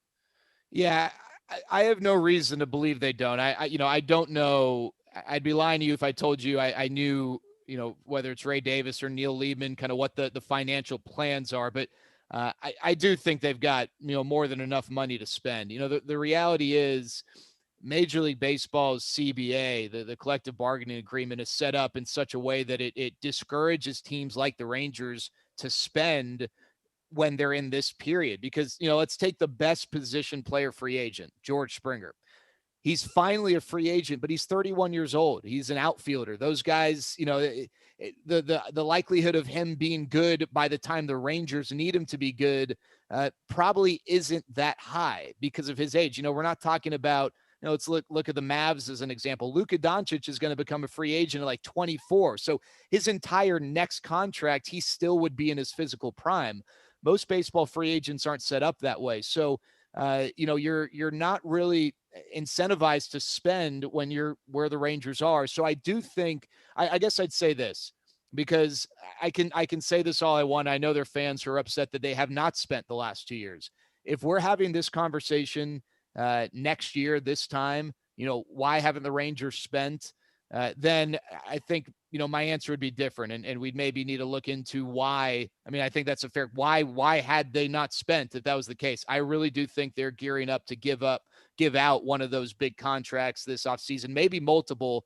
But I do think that they are really positioning themselves for one of these. I mean, there's 5 shortstops who are going to become free agents that are high level. I've kind of narrowed it down to Seager and Story as the ones who are most likely. But I really think one of those guys is a Ranger, and we're talking about $30 million plus a year for that individual. And I think they're going to have to start making some moves to build around those guys as well. Yeah, Jared, also free agency is different now. I mean, very, very different. And I know that, when the CBA comes up again, it's not going to be, a friendly discussion between the players and the owners, but no. There's also not waves. Like, the year that Alex Rodriguez signed with the Rangers, there was a wave of free agent signings in 4 days. I mean, it happened. I mean, $1 billion got spent before anybody could say jackrabbit. That's just not the case anymore. And because teams like the Rangers are saying, well, what are we doing this for? Because, they don't need one guy. They don't need just Trevor Story. They need 6 guys to be a contender across various positions on the roster, don't they? Yeah. I mean, without question. And that's why for them to get back to where, I think we all want them to be, they've got to hit on really all cylinders, and that's, free agency, that's, drafting, and then, that's 1A, 1B developing, it's, chicken or the egg. I think both those things kind of go hand in hand. The international market, you can get some really good players that contribute, pretty quickly without paying them $20 million a year. With international free agency, which when the Rangers were at their best, they were really good in that area. And then, it's not just the big signings, it's the role player signings who help fill spots. And then, the trade market, they're going to have to, I don't think, people always ask, did they win the trade or did they lose? I don't look at winning trades as like the Rangers won, but the other team lost. I don't care if the other team won or lost. I just want to know, did the Rangers win? And they're going to have to win some trades to get some immediate help, perhaps, and by immediate, I mean, by 2022, or guys who can, take a couple years in the system and then be really ready to contribute, in a couple years. But they need lots of help. And I think that's what this year is. It's kind of a discovery. Which of these guys, it's sink or swim, which of these guys are going to be good enough to contribute the next time that they've got, playoff caliber teams. And then for the guys who aren't, they got to fill those spots. And so hopefully a lot of these young guys have good years or show stuff that's encouraging, but the Rangers are going to be making some external additions over the next couple of years to build and fortify the next wave of really competitive teams. What was and how big was the addition or the taking over a lot of what's going on in the front office with Chris Young? How big of an impact and how long before we see it? Yeah, I think it will take time. And, I don't think that John Daniels is going anywhere. I think that it's really going to be a collaborative effort. I think what Chris Young brings is an outside voice, even though, we don't think of him as outside because he grew up in the Metroplex. He pitched for the Rangers. He's had ties to the organization. But if you look at the core of the Rangers front office, outside of Shiraz Raymond, who was brought in a couple of years ago, a lot of the big players of the front office have been together for a while. And these are a lot of the same guys who helped build the best teams that the Rangers have had in franchise history. So it's not like these guys haven't had success, but they've been together for a while, and having an outside voice, a different perspective, and someone who has been, credited as a very capable forward thinker and problem solver. I think that will really be a big benefit, because I think no matter how successful or capable you are, if it's the same voices, the same ideas, if Smokey, if I know exactly what you and Paul are always going to say, and I don't, but if I did, that's not nearly as fun if I didn't know what was coming out of your mouth half the time. And I think it's the same when you're running any organization. If you're not getting those outside voices to just at least present ideas, whether you use them or not, force you to think differently. I think that's where Chris Young is really going to be able to benefit. Now, can he evaluate talent? Can he, scout the way that a GM needs to scout, for some of these higher level moves? That's what we'll wait and see. But the relationship piece, which is an important part of that role, the social side, the relationship side, he's got that. And I think he's got the in between the ears talent to have success in that role. How much of what you do now with your opportunities that you're on with, whether it's us, which is when people bring you on to analyze the Rangers, but what you're doing with the flagship and the Rangers, how much of that is remote? Pretty much all. As a matter of fact, I don't know the last time I have been in a studio. I will be going out to Arizona along with Matt Hicks next week. And so that'll be the first time I'm in a non-home setup, probably since baseball season. Maybe wow. There was one time I went to a studio to do something live. Yeah, it's been the at-home setup, and looking at you guys on the Zoom, it seems like with our Ted's root beer and with the Super Bowl banner and Smokey's background, you guys are at home as well. Mm-hmm. Yeah, we have a studio that we've been going to since September, but yeah, we're shut down because of the icy conditions right now. But that's great to be. What a great time. Too bad you couldn't be in Phoenix. I don't know what the weather's there like now, but it would be a great time to be there now rather than 70s. Yeah, 70. Yeah, of course. Yeah. Jared, what do you guys think of my background? My wife told me what this thing is called. I forget. It's something with an ear, but it's a green fake plant. What elephant do you ear? think about that? Elephant ear. Elephant ear? Yeah. Oh, okay. That sounds about right. Yeah. I don't know. Yeah. It looks good. Look, it spruces up the room. Otherwise, with nothing behind you, you'd look like you were like in a room saying like, listen, come and get me. I've been kidnapped. Yeah. Hold up the newspaper. It looks like you have a very freshly painted, like, is that a new house you're in? Is that like a couple years old? This is my office is also the the kitchen table type thing. So we're not a lot of decoration. I did over my right shoulder early on. I printed out, everyone's got like their awards back there. So I just printed out first grade spelling bee champ. So I had a picture of that. I had a picture of me and Blake Lively, who is my crush of all crushes. And I kind of photoshopped my head. So I did have some decorations earlier, but I mean, it's February. I'm kind of over the COVID thing. So the decorations have been long gone. It's a whole new world when you got to go through like all that stuff to like think about. I was doing one like early on with it, like a podcast network, and there was nothing back here, and I was the only person with nothing on the wall, and I was like, oh, well, I gotta fit in, Yeah, so all this stuff.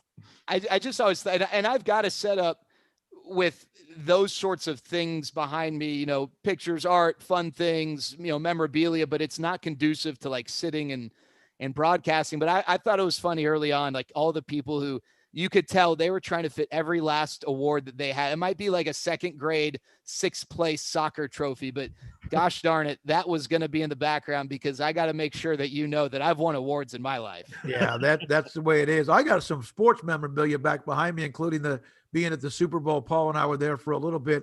As far as I know, you got to go. Jared Sandler with us, the Trevor Bauer to the Dodgers. I mean, they are loaded up like it's insane what they're doing.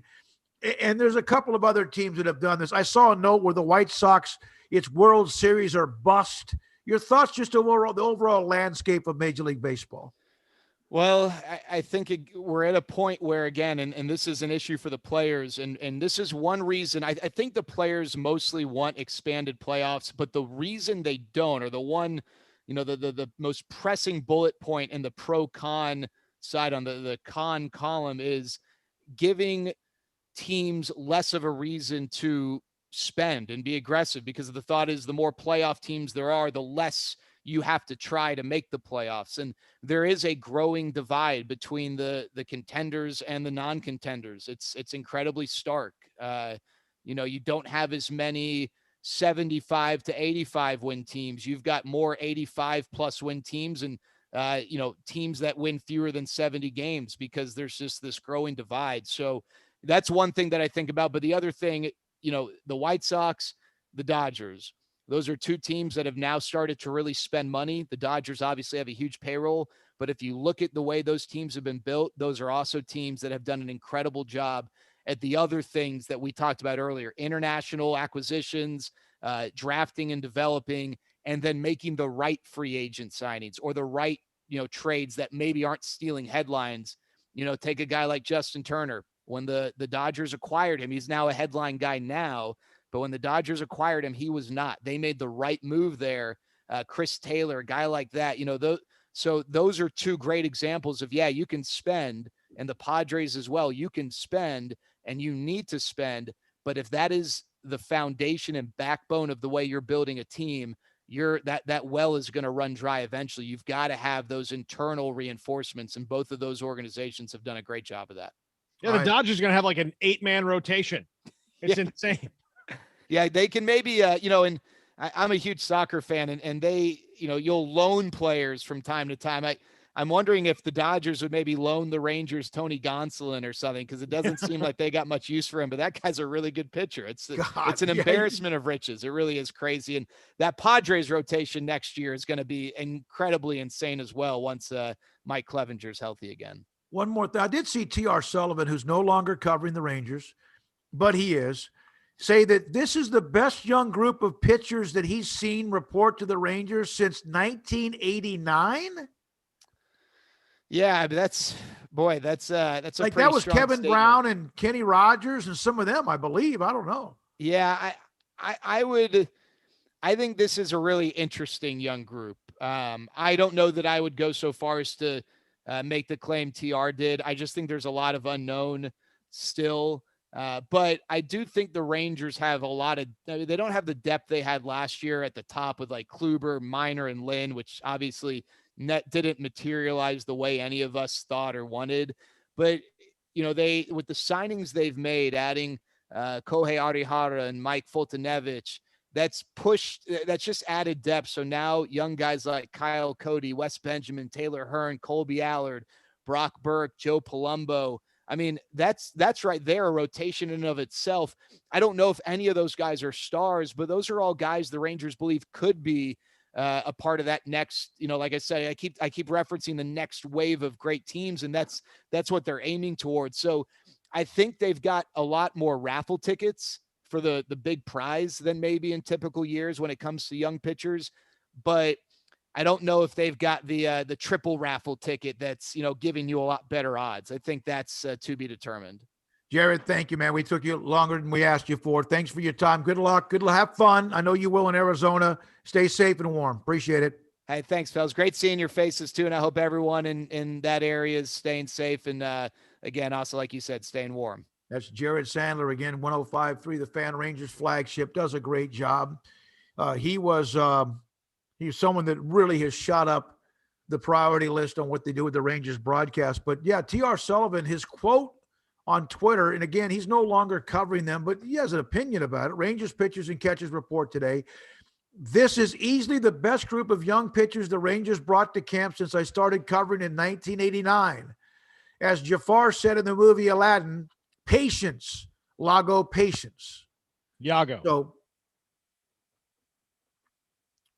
Iago. Oh, him too. Lago. Yeah. Iago. Well, that's one of those Disney movies. Armstrong knows that one, right, Armstrong? Sorry, I missed that. The parrot in Aladdin is Iago. I believe so. Yeah. Yeah, I believe that's correct. If it's not Lion King, I don't know it. That's a When good one we to know, come back, We'll be joined by the happy face of King McClure, former Baylor guard, now a part of ESPN. His thoughts about Baylor and this continual, seem like never-ending shutdown or pause, and how others maybe around college basketball, what they're doing. I keep seeing a little bit of flair about UConn got one of their mojo players back, and what other teams are doing. He's next. King McClure, SicEm365 Radio on this wintry week. Back in 1 minute.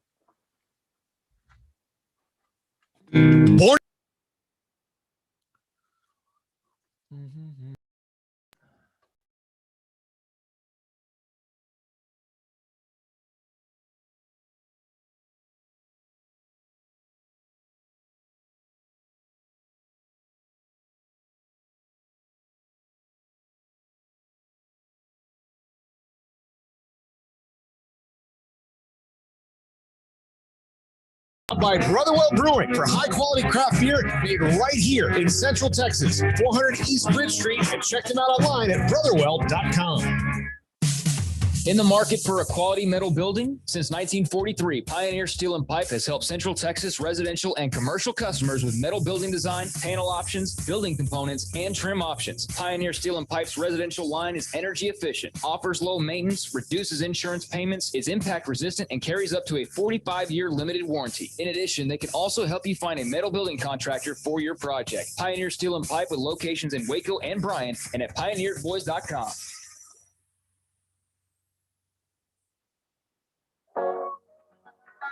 It's time to be brutally honest with yourself. Look in the mirror or weigh yourself. Do you weigh as much, more, or less than you did before the holidays or a year ago? Why not start the year in better shape than how you ended it and create momentum for 2021 and help strip the negative vibes, tension, pressure, and extra pounds from the crazy of 2020?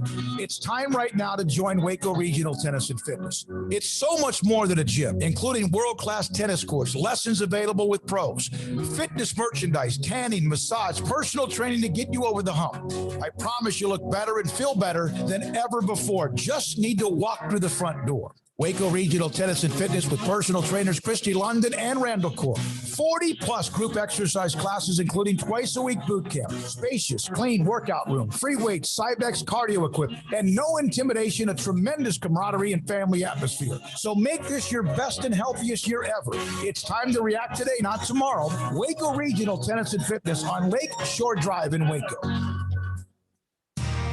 How did Edward Jones become one of the biggest financial service companies in the world? By not acting that way. Financial strategies, one-on-one advice, it's a big difference. And that's why Brad Wilson, your Edward Jones financial advisor, makes sense of investing. Experience the difference for yourself. Brad Wilson, 250 Sharon Drive in Woodway, 254-776-4337. Edward Jones, member SIPC.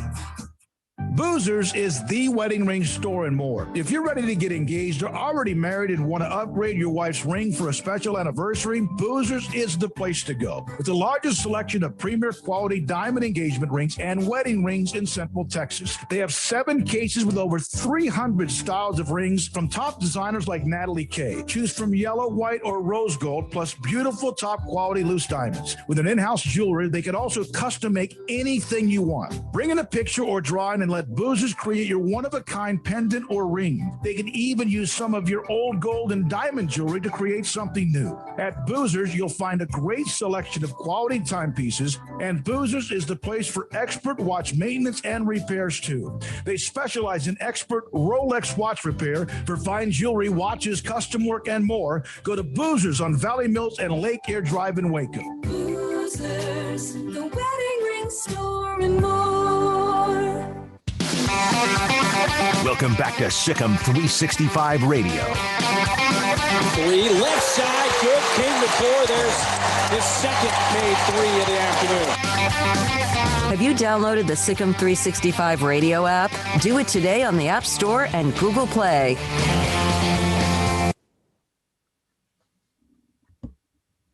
All right, here we go. SicEm365 Radio. I just saw this note. The NCAA Division I Council has officially extended the recruiting dead period through May 31st. It never ends. It's like there's not one. There's not a recruiting period. King McClure, former Baylor guard and now part of ESPN College Basketball with Paul, Catalina, David Smoak, Armstrong, Sims. King, this thing never ends. There's never going to be recruiting again, ever, like in person, is there? Man, I don't know. It's not looking too likely right now. I hope there is. But, I think another thing you got to take into consideration is that now coaches are about to start recruiting transfers, because transfers can play ASAP. So I don't know if I spend too much time recruiting a high school kid unless unless I think he can actually step on campus and he's ready to play. Other than that, I'm really looking in the transfer market to see what's out there more so than going to go see a high schooler.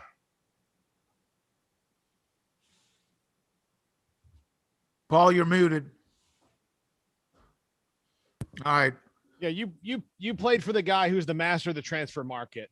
He was the guy who could. Seriously, I can't think of one that he got that he didn't put. Like, if he put in, one guy in the portal, he got back something better all the time. What's the key to that for coaches to get the most out of it? And how did Scott Drew do it? I think it just comes down to trust. Older guys, when you're recruiting transfers, you want to know that you're going to be able to come in and play immediately. You want to know that there's a plan. When you're kind of being recruited, it's almost a sense of like, basically, when you're in high school and you're getting recruited in the process, it's almost like a sense of, hey, this is my first time being recruited. I don't really know what goes into this. This is a new experience for me. Like, I really don't know those questions to ask. I'm kind of oblivious to what goes on in college. Well, when you recruit a transfer, he knows what goes on in a college program. He knows what goes on campus. He knows everything. Now it's only about one thing. Am I going to be able to play? How am I going to be able to fit into your system? Because clearly where I was just at didn't work.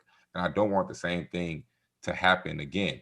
So it comes down to trust. Can I trust in you enough to believe that you're going to put me on the court and put me in situations that are going to, help me show my skills?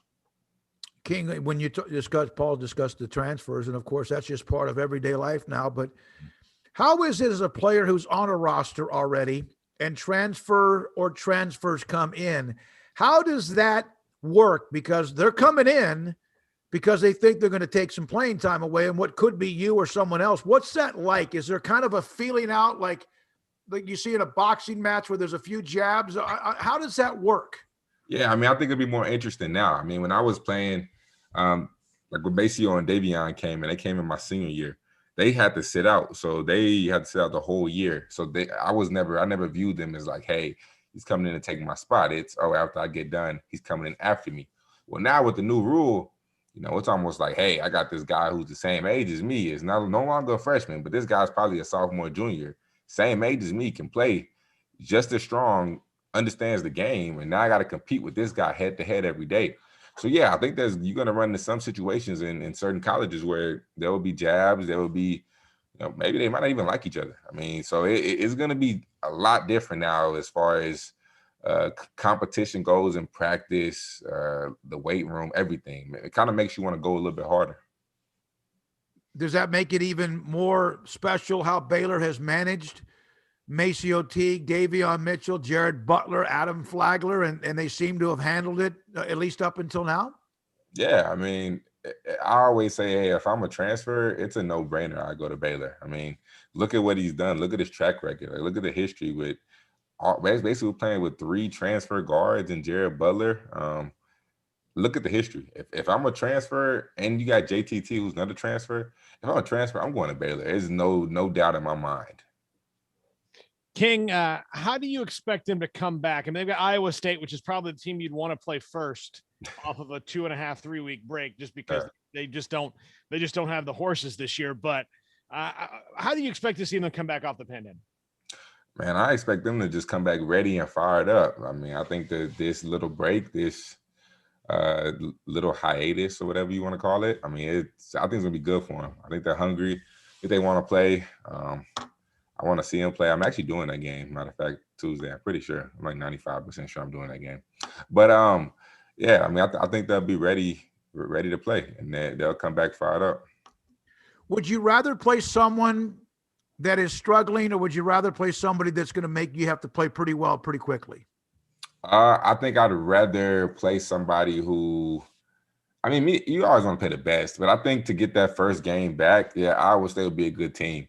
But then after that, I don't even want to play somebody who is going to elevate my play, like a West Virginia or a Texas Tech. But I would say it would be a good game to finally, get the groove back and try to get the wheels rolling again. What's the difference between cardio shape and basketball cardio shape? it's two different things. I mean, I think it's just, Coach Tang used to always say this the best. He said the best way to get in shape is by playing basketball. And it kind of makes sense because you can do all the running that you want, but just with the pace of play, like you're constantly up and down sprinting, then you got to take a stop. Then you come back and sprint some more, then stop, then sprint. And like, it's just it's just so up and down. I mean, there's nothing that can get you in better shape than actually playing 5-on-5, playing open gym. So I think there's a major difference. I mean, you can run a treadmill all you want to. Will it help? Yes. But ultimately, the best thing that you can do to get back in shape is playing games. How much of that do you think? I mean, they can't really do, though. I mean, like, they can do some of that, but like, can you get that same kind of thing? Maybe if you just did 3-on-3, if that's what you had available? It just depends on how you do it. Like, let's say you have 9 guys, you could do 3-on-3, 3-on-3. 3 people in the middle, they go to one basket, got to score on them. Whoever scores takes the ball to the other end. Just have like continuous kind of like a full court 3-on-3. But I mean, honestly, it's kind of tough. Like, you don't have a full team to practice with. So I mean, they're gonna do a lot of running. That's what I would guess. Which probably was one of like the downfalls about this whole COVID thing. Take 2 weeks off, you come back. It's kind of like when you come off the Christmas break, and the first thing you do is coach just runs you to death. But I think it's gonna be that might play into the game a little bit, maybe winded, maybe out of shape. But we'll see. Is this where Charlie Melton writes his opus? Getting guys in shape after this? Yeah, Charlie Melton is the GOAT. He's an amazing strength coach, one of the best in America. He knows what he's doing. And I have no doubt in my mind that those guys will be ready to play. What is the most intense conditioning drill or moment you could ever remember where you thought you needed a trash can? Man, we've had so many. I remember one time, Coach Tang, it was at the end of practice, and Coach Tang, it was his day to do conditioning. And I don't know why, we were doing ladders. And Coach Tang is one of those people that he's all about the mind and like trying to test your mind. And whatever he like gets you to do, it might not be physically possible, but he wants you to at least give the effort to where like you put forth everything you have and lay it all on the ground.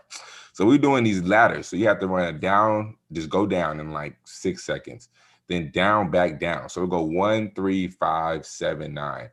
And like the times were almost impossible. It went from like 6 seconds for a down to like 17 seconds for a down, back down. Then it went from like 17 to like 30 seconds, like 5. And like the times were almost impossible. And like mentally, I'm like, Coach, like there's no way that anybody can do this, especially after a whole 2-3 hour practice. So it got to the point to where people were literally diving to try to make these times, like a baseball dive. Like, when you're trying to go to home plate, people were literally diving. Like Ishmael, like dove. Jake almost passed out. I have a heart disease. I'm over there like, look, Coach, you about to kill me. Like it was horrible. It was probably, now it was my second most memorable practice. The most memorable practice, I'm not even gonna talk about that one. But that was the hardest cardio drill ever. Wait a minute, there's an emotional one that would trump that? Yes. Yes, it was horrible. It was horrible. Was because you guys worked out with guys at Fort Hood too, right? Didn't you do some stuff like that? No, that was before me. I don't know if I was fasted on that one. Okay. I don't know about that one. Like with like machine guns on your back and hiking up mountains and stuff like that. Yeah, that's they did that one time. It was like oh my goodness, I forgot about this. My freshman year when we had Rico Gathers, they brought these two like not Marines, I think they were Navy SEALs in. And we had to wake up at 5 a.m. and do like this mini boot camp. And they put us through the craziest drill. But one of the drills was, it was like they called it like the ring of fire.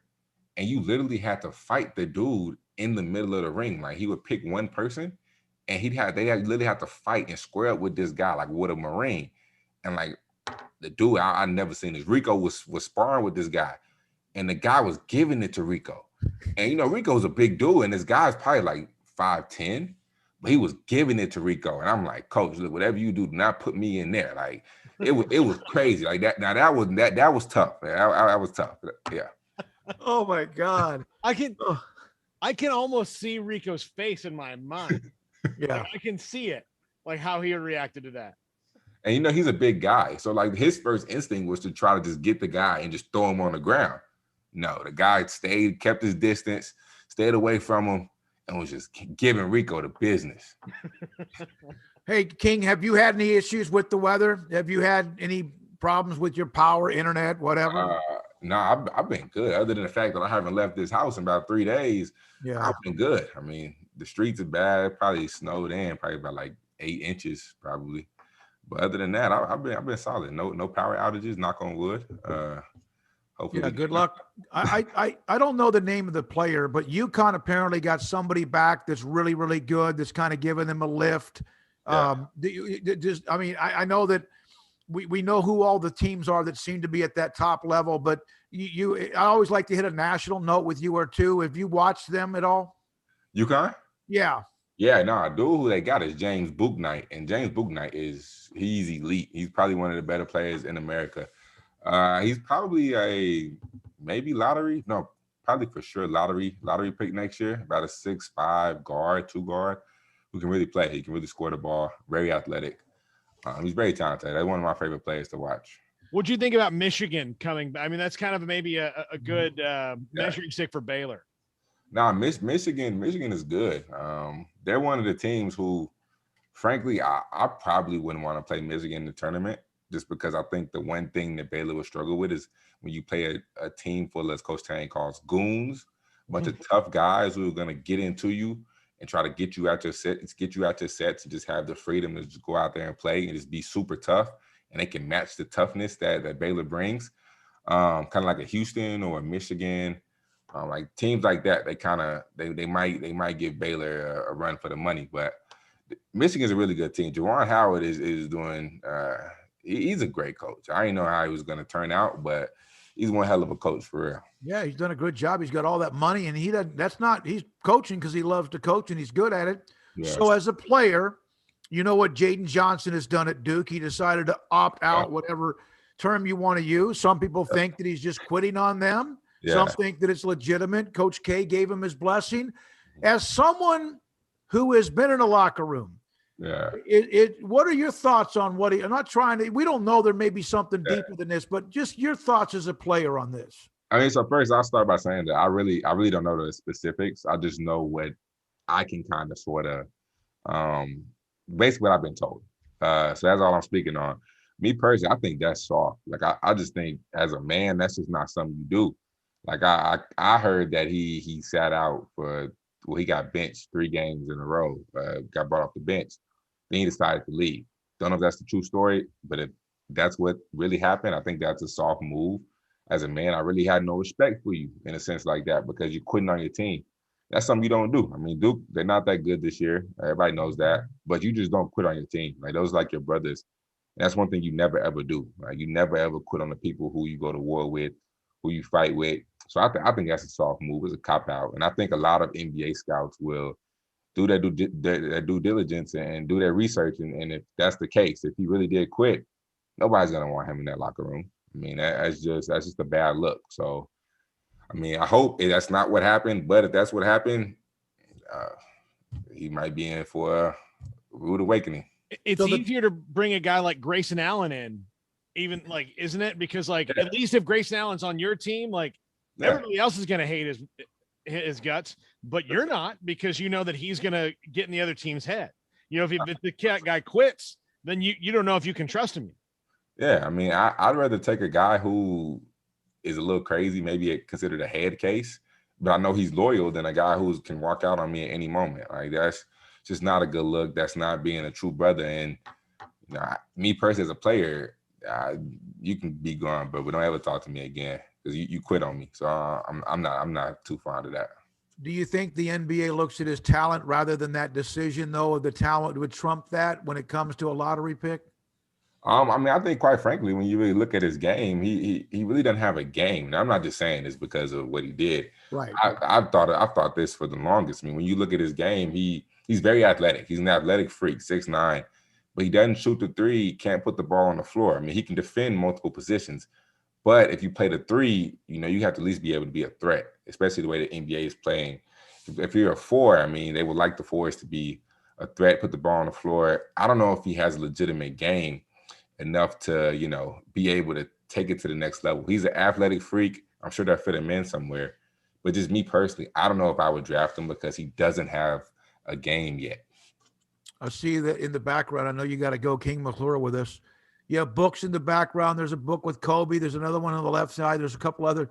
Are you reading a book right now? Do you have time? I mean, you have plenty of time on your hands. I mean, are you reading something right now? I'm actually not. I've been doing classes to get my gun license. So I really haven't been reading. That's the only thing I've been reading, just to the classes. Okay, good for you, man. And you have the game Tuesday pretty much. Yeah, so I got emailed about that probably like 2 weeks ago. My person who gives me all my games, she emailed me and told me that I have that game. So I'm pretty sure I have it. I haven't got the email from the producer yet, but today's Wednesday. I'll probably get it on Thursday or Friday. So I'm 95% sure I have that game Tuesday. All right, buddy. Thank you for your time. Appreciate it, King. As always, love it. Yes, I love the segment. It's a great segment, man. He's good. Great player. Also tremendous at what he's doing with ESPN. That's King McClure with us on SicEm365 Radio. By the way, McLean Stadium will have Top Golf. By then, everything will have melted. The 25th or the 28th of this month, Top Golf Live. Experience the iconic stadium of McLean Stadium. Be in touch with them. Get involved if you want a group that enjoys it, or a private party, corporate events, whatever. Go to topgolflive.com. We'll come back with a couple of notes, and then at 5 o'clock, Paul Catalina dives into the Cowboys with RJ Ochoa from bloggingtheboys.com. This is SicEm365 Radio. Get the vehicle you've been dreaming about at the President's Day event at Allen Samuels. The 2020 Dodge Charger SXT, ranked #1 in initial quality and driver appeal, has special values of $6,170 or 0% for 72 months, plus $3,000 in combo cash. The 2020 Dodge Charger is at the forefront of muscle car design. From the body to the wheels, it continues to impress. Visit the customer award-winning Allen Samuels, located at 201 West Loop 340 in Waco, to see the 2020 Dodge Charger SXT. See dealer for details. All offers have credit requirements. At Baylor University, students can shine in their own way. Or should we say their own ways? Because there's no limit to the ways Baylor students make the world a brighter place. Whether they're leading a student organization or following a higher calling, getting advice from faculty, or taking part in world-class research, pursuing their dreams, or working toward their dream job, students find their place to shine at Baylor, where lights shine bright. Don Humidor, your home with a 48-foot walk-in humidor with the elite cigar brands from around the world, including the #1 cigar of the year, Aging Room Cuatro Nicaragua. Plus, they have the great brands like Macanudo and Artur Fuente, Rocky Patel, Aston, and so much more. CBD, great for sore muscles, aches and pains, sleep, Vita Dreams, and anxiety, mild depression, general health and wellness. Their staff very knowledgeable on the subject. If anyone is curious about CBD, ask Carol and Ashley. Don Humidor in the Townwest Shopping Center off Valley Mills in Waco. At Marco's Pizza, get craveable pizza made the Italian way with dough made from scratch, an original sauce recipe, 3 fresh signature cheeses, and premium toppings you love, served hot and safe. Right now, you can get unlimited medium one-topping pizzas for just $6.99 each. Why stop at just one? Order with your app or at marcos.com for curbside, carryout, or delivery today. Marco's, pizza lovers get it.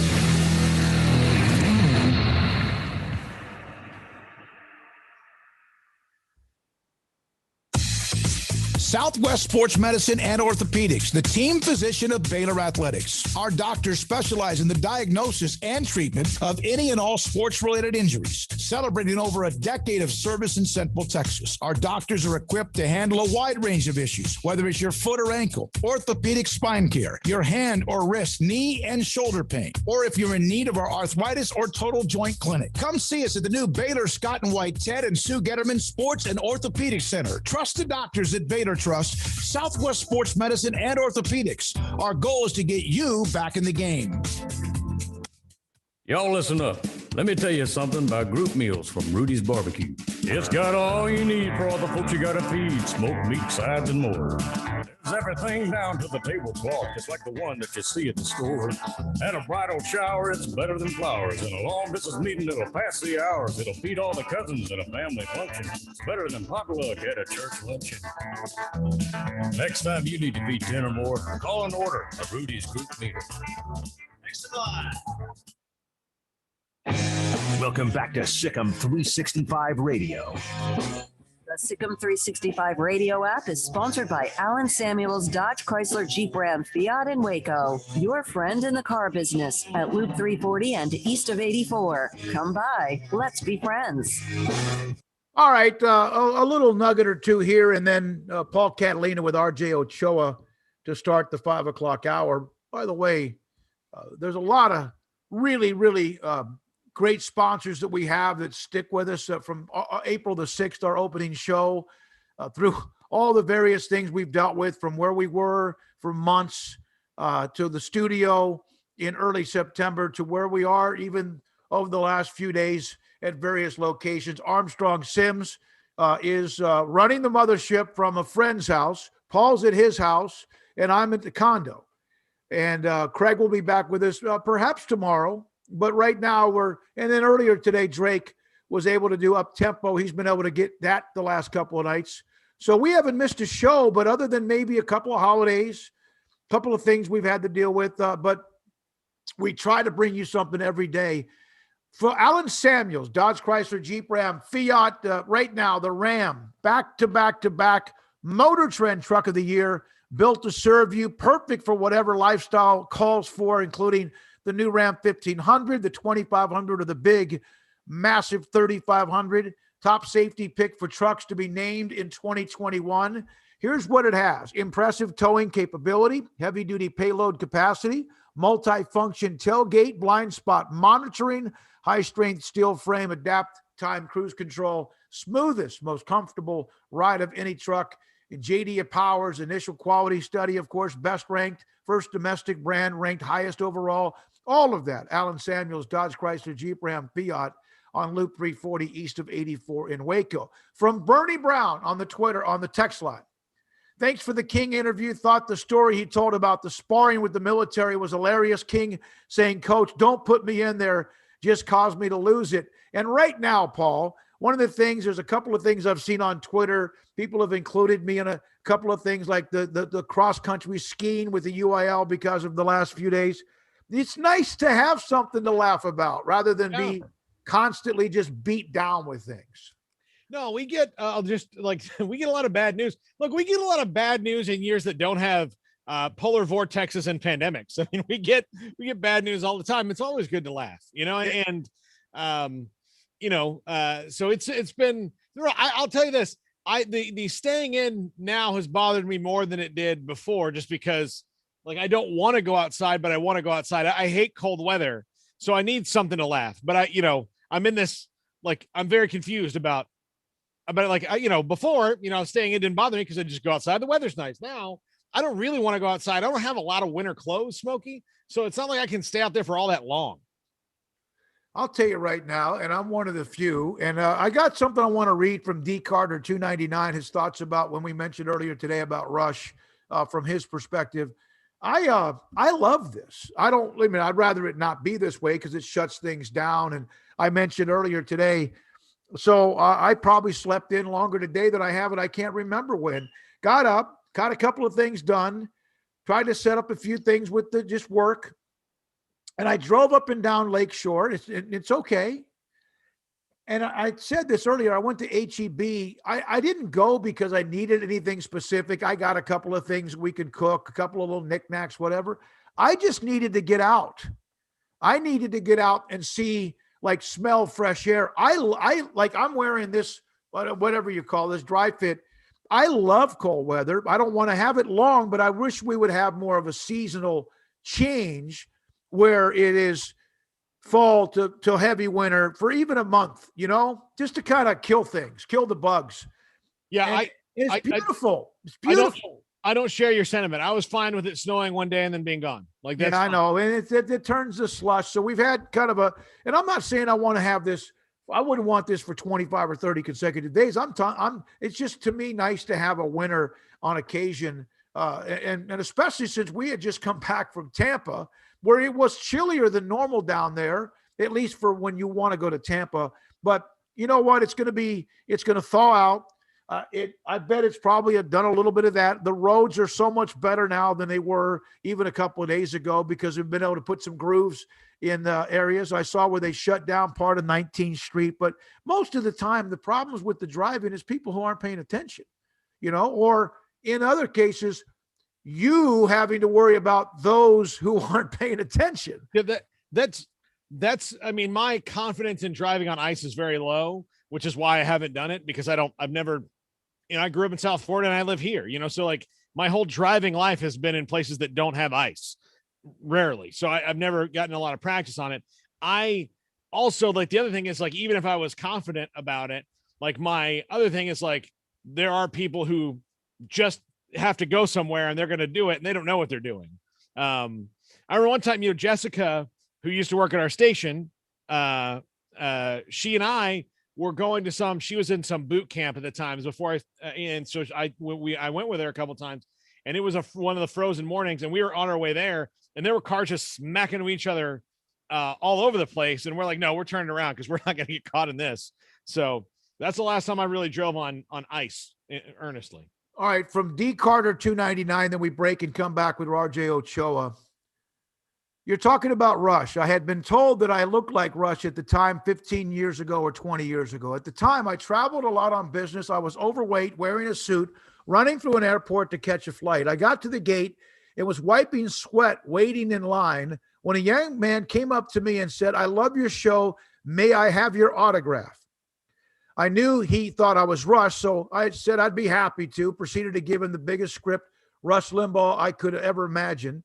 He walked away looking at the paper like it was $1,000 bill. I'm sure he has it and treasures it to this day, and maybe he treasures it today even more with the loss of 70-year-old Rush Limbaugh, who died of cancer.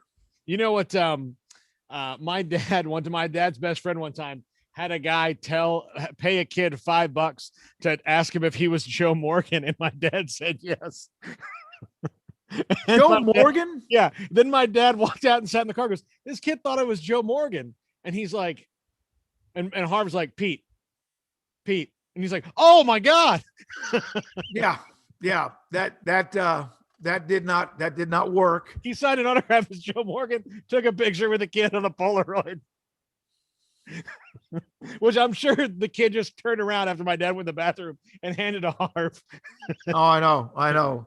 I had a couple of people back when, maybe even 15 or 20 years ago, less than that. I had people ask me if I was Woody Harrelson. The other day, I was during the time before the election, which was to me very offensive, that someone said I looked like Joe Biden. For me, he's almost 20 years older than you. Than me? Yeah. I have no idea how old he is. He's 77 years old. Okay. Yeah. Well, he is almost 20. So that wasn't, the Woody Harrelson thing, he's nuts. And then the Biden thing. So everyone always has somebody that they think who you are, whatever. In the case of D. Carter, they thought it was Rush Limbaugh. That's pretty cool. All right. So the Cowboys, the thing about the NFL, and they've created this and they love it, even though it is kind of a calm time. You've got the quarterback issues going on, of course, with drama, but it is a 12-month-a-year league. It never was that way. I mean, for a long, long time, it wasn't that way. And they, of course, are marketing geniuses. So now it's 365 days a year. So there's always something to talk about. And sometimes I think they even plant stories themselves to keep it going, whether it's the quarterback drama that Babe Laufenberg talked with us about, or Rick Gosselin as well. So Paul Catalina had a chance to visit with RJ Ochoa from bloggingtheboys.com. John Machota wasn't available.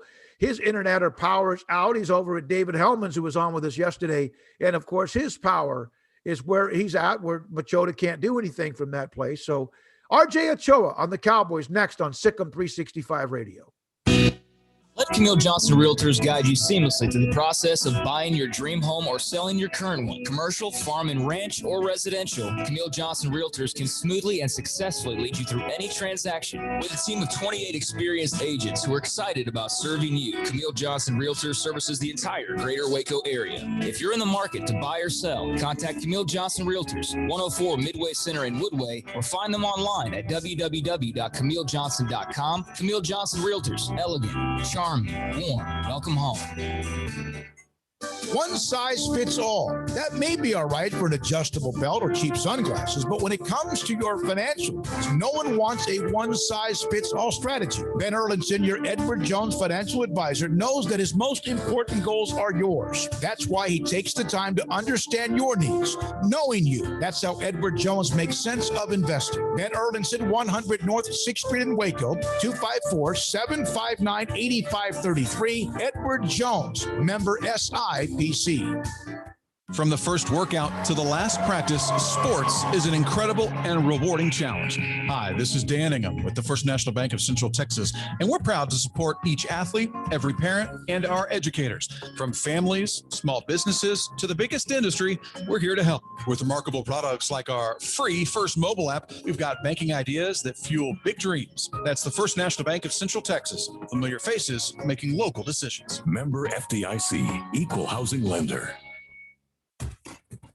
Hey, this is Bryce Petty, former starting quarterback and two-time Big 12 champion. And I know firsthand the importance of being in top shape both on and off the field. So listen up, men. If you're feeling beat down day in and day out and looking for that high-performance edge that separates the men from the boys, then look no further than the Petty Clinic Low T in Waco. Petty Clinic is a comprehensive men's healthcare clinic with an atmosphere catering to men. Board-certified Dr. Kent Petty has a special interest in offering the highest quality medical care to men of all ages. Some of the services offered include screening and treatment for low testosterone or thyroid, infertility, high blood pressure, diabetes, high cholesterol, sleep apnea, while offering comprehensive wellness exams and complete men's health lab panels. High performance men, remember, it's not just a Petty thing. This is Bryce Petty, encouraging you to reach out and Google search Petty Clinic Low T or go to pettycliniclowt.com and get your complimentary lab screening today.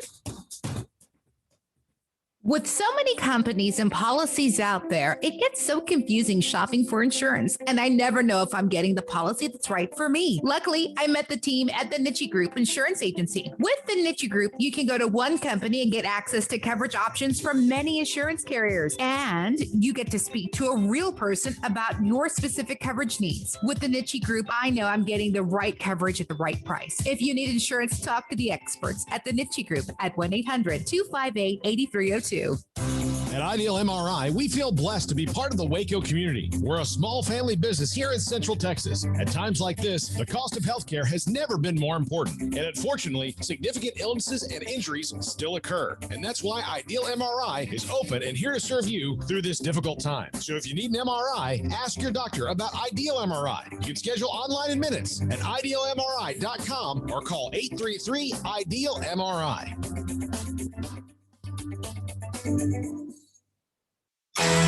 Welcome back to SicEm365 Radio. Only 4 incompletions for Dalton today, 17 of 21. Down he finds his man, C.D. Lamb, for a Cowboys touchdown, 52 yards from Dalton to Lamb. The 5 o'clock hour is sponsored by Edward Jones Investments with financial advisor Brad Wilson. Investing is time and experience back to you and your money during today's changing times. Edward Jones, making sense of investing. Now here's David Smoak, Paul Catalina, and Craig Smoak. RJ Ochoa, my old buddy, here with us on SicEm365 Radio, SB Nation, blogging the boys.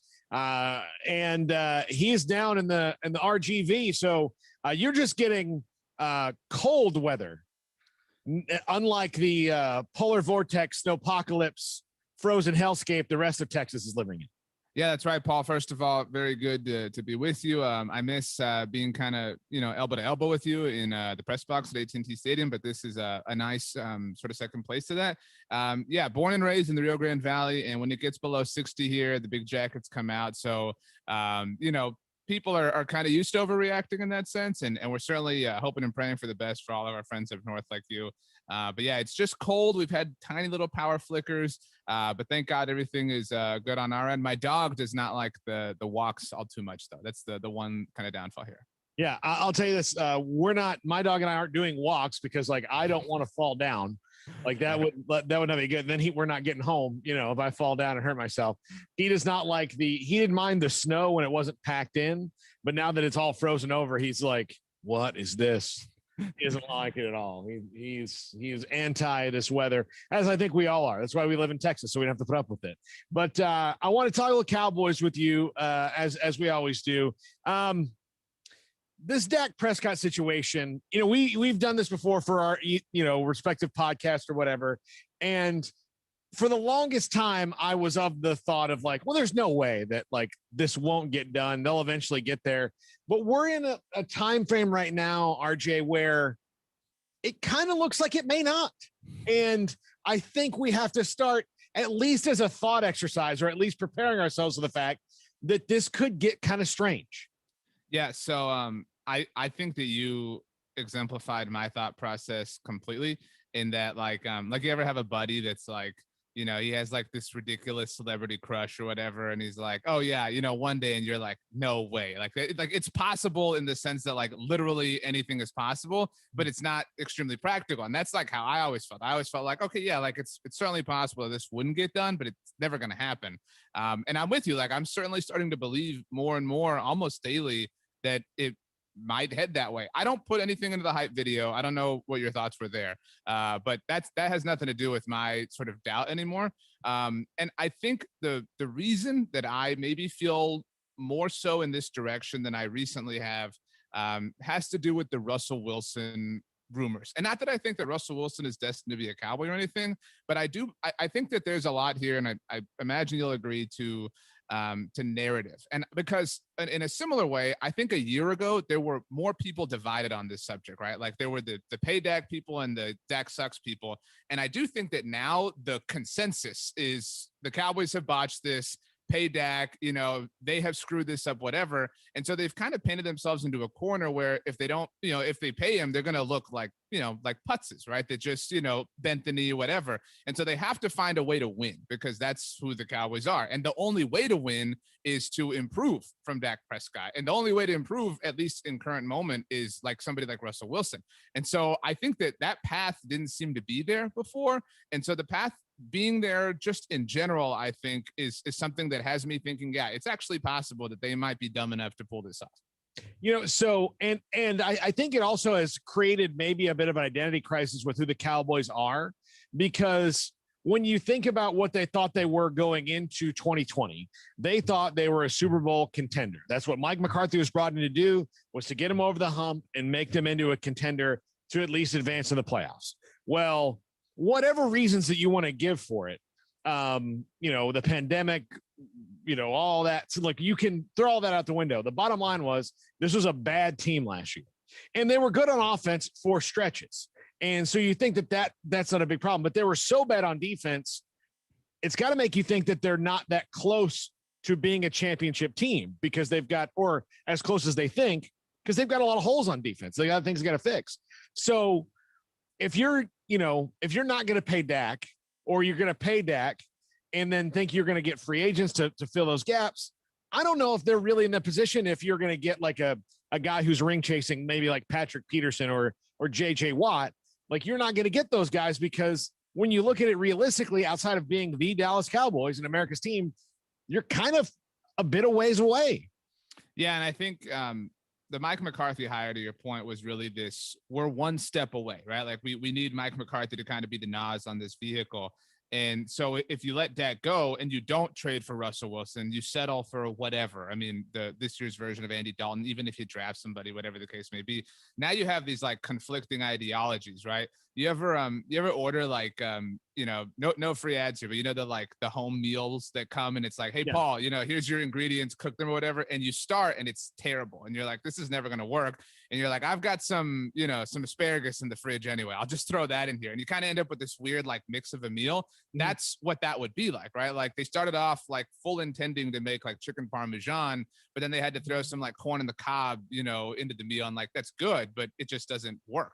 And so, yeah, I think that, there is an identity crisis and you have to have a savior.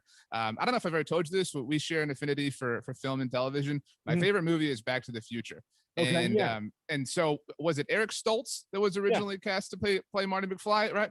And shot most of the movie. Right. Yeah. And so like that and Robert Zemeckis said, oh, you know what? This isn't going to work. We got to bail. And you can only bail if you find a home run. Right. Okay, cool. We're going to find our home run here in our new Marty McFly, whose name, God, what is his name? Michael J. Fox. Thank you very much. I was going to say Michael Scott Jr. I know that wasn't correct, but you pull off, you land Michael Fox. I already forgot his name, but anyway, Michael J. Fox.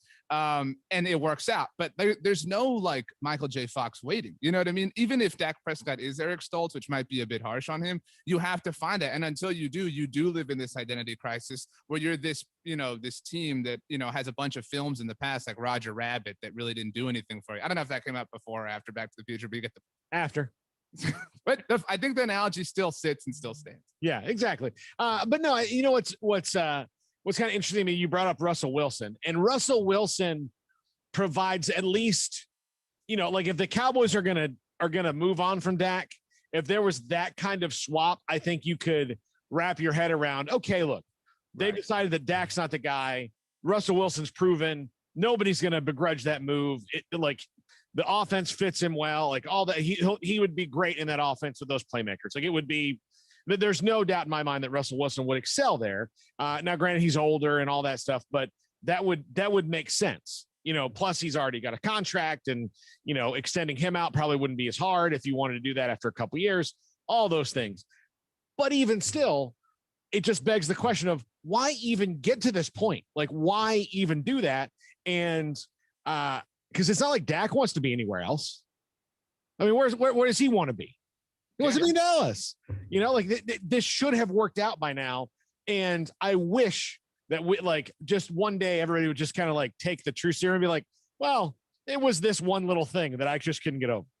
Right. And I think that I agree with you, because even if you believe, and I think we all would, that the Russ is an improvement upon Dak, I don't know that the improvement is worth whatever it would take, because it's one thing to just say goodbye to Dak. So, people want to say, well, trade Dak for Russ. That would never happen, because Dak can withhold. Dak cannot sign his franchise tag. If the Cowboys end up with Russell Wilson, it's because they had to let Dak Prescott walk, or they chose to in free agency. He's not a trade chip for them at this point. So you would have to let Dak walk and get a third round compensatory pick in the future for him at most.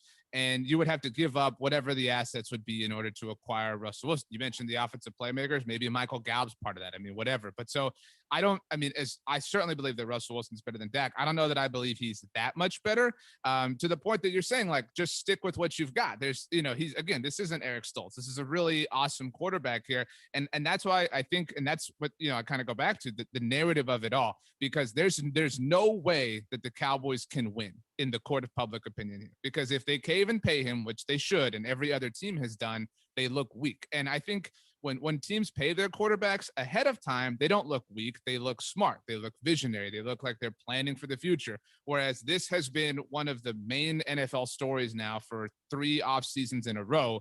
And so if the Cowboys, they've come all this way, you know what I mean? And so for them to blink, I think would be a bit of an ego hit. And so that's the one thing I think, to your point, that you have to get over, is that you were wrong. And I mean, when have the Cowboys been willing to accept that from a football roster construction standpoint? No, and look, they have thrown out extensions, and not just recently, like over the years. I mean, like if you just walked into the Cowboys office after a good game and be like, hi, oh, hey, Miles Austin. Right. Yeah. Like, oh, you know what? Let's do that now. Like, let's just get it out of the way, and then, No, I mean, I'm not trying to knock Miles Austin, but that was a bad extension because he ultimately, you could have let Miles Austin walk and replaced him in the draft and not had to pay all that money. And then when he got hurt, you wouldn't have been on the hook for all that dead money when you had to ultimately let him go. And so this one would seem to me to be one that, like, 2 years ago, knowing the escalating cost of quarterbacks, they would have been like, oh, you want $20 million a year? Yeah, let's do that right now. Yeah. What did you want? Yeah, that'll work. Let's work out this tiny little details later. But yeah, you're extended. Done. You know, we'll talk again in 3 years. I think the Cowboys are victims, not that they're victims in any way, but I think they're victims in the sense that, you know, football fans are so much smarter than they were a decade ago, even, or whatever the case may be. Like when I was in high school, I mean, like, message boards were like barely a thing, right? And so even if they did, you know, which they did, to your point, have this awful contract extension with every player, they didn't like get killed for it. Like, even there weren't as many radio shows or podcasts or whatever. Like, it was just something that happened. And so I think the average football fan is much smarter now. And to your point, like, I think, you know, Stephen Jones can do his calls with season ticket holders and say, yeah, you know, we're really focused on putting together the right contracts. And people immediately come back with, well, what'd you do with Jalen Smith and Ezekiel Elliott? You know, Stephen Jones last year talked to Mike Florio about how there are analytics that tell you that if you pay, you know, certain players a certain percentage of the salary cap, you're not bound to be, you know, a Super Bowl contending team. And that's not even like analytics. You know what I mean? Like, this is just math, you know? And so I think they're this group that, like, doesn't study for the test, but knows all the buzzwords and kind of buttons to press. And they think that they can kind of flash their way through the crowd, but they can't anymore. And I think that that's caught up to them a little bit. And so people kind of have shorter levels of patience for them. And so that's why, like, to your point, now the sins of the past are now really relevant, because it's, okay, we're not going to put up with you messing this one up like you did this one and that one and this one and that one. Now you have to pay. Now you have to do the right thing. And yet again, I don't think they want to, because they want to keep their heels dug in and want to feel right. I'm not one to normally throw the baby out with the bathwater, but I want to talk about Mike McCarthy for a second here. In that I was very lukewarm on it when it happened, because I thought maybe the Cowboys had an opportunity to go get a new, young, fresh mind, which Jerry's not been afraid to do in the past before, like somebody who hasn't been a head coach. And, like, why are they not hiring Eric Bieniemy or, something like that? I mean, like, I'm using him as an example, and he slides it, but like, why is that? Why is he off the table? I mean, and I think like a young offensive-minded coach is probably off the table because they've got Kellen Moore. But like, okay, so why not Todd Bowles? Why not go the other way with it? And you kind of got to retread who, pissed off the best quarterback in the NFL when he had him, and comes in and he says things like, hey, I know that Zach Martin is, going to be a Hall of Famer at guard, but he's the best offensive lineman you have, and you really have a problem at tackle. And if you could kind of split the difference, and you probably have better guards on your roster than you tackles behind him, why don't you just kick him out to one of the tackle spots and call it a day? He's like, well, that's not how football works. You're like, well, I mean, the greatest offensive lineman in the history of football played here, and he did it. So I don't know. I mean, it worked for him. So maybe Zach Martin, and then you wind up doing it. And then so all those things kind of make me think, like, I have buyer's remorse on him a lot.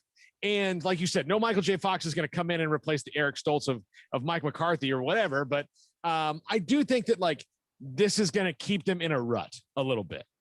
Yeah, I think that a lot of things haven't gone their way on top of that, right? Like, the accidental part of life has also worked against them, which is unfortunate for the narrative as well.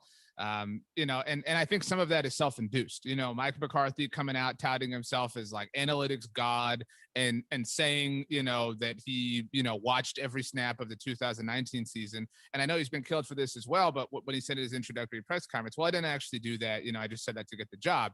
And, haha, that's really funny, good joke, McCarthy, but now that's like a thing, like nobody's going to ever forget that you said that. And so I think that there's a little bit of, and I don't mean this in the way it sounds, but a little bit of arrogance, right? Because he is this Super Bowl winning head coach who won a Super Bowl for an elite cornerstone NFL franchise. So he carries a big stick, so to speak. And I think that, he certainly should. But, this is the Dallas Cowboys where everybody's going to hang on every single word you say. And to your point, I mean, the example of Zach Martin, where he said it isn't fantasy football, people are going to remember. Like, people aren't going to forget a week later when you did it that you thought it was the dumbest idea ever. And so those things, I think, are unfortunate that he's had to kind of eat crow. I do think that he has represented a lot of growth, especially in an analytical sense. I know that everybody hated when he went for 2 against the Atlanta Falcons, when he went for it early. I loved that decision. I do think that he does things that are more analytically inclined. I do believe that he had a renaissance of sorts throughout his sabbatical sort of season.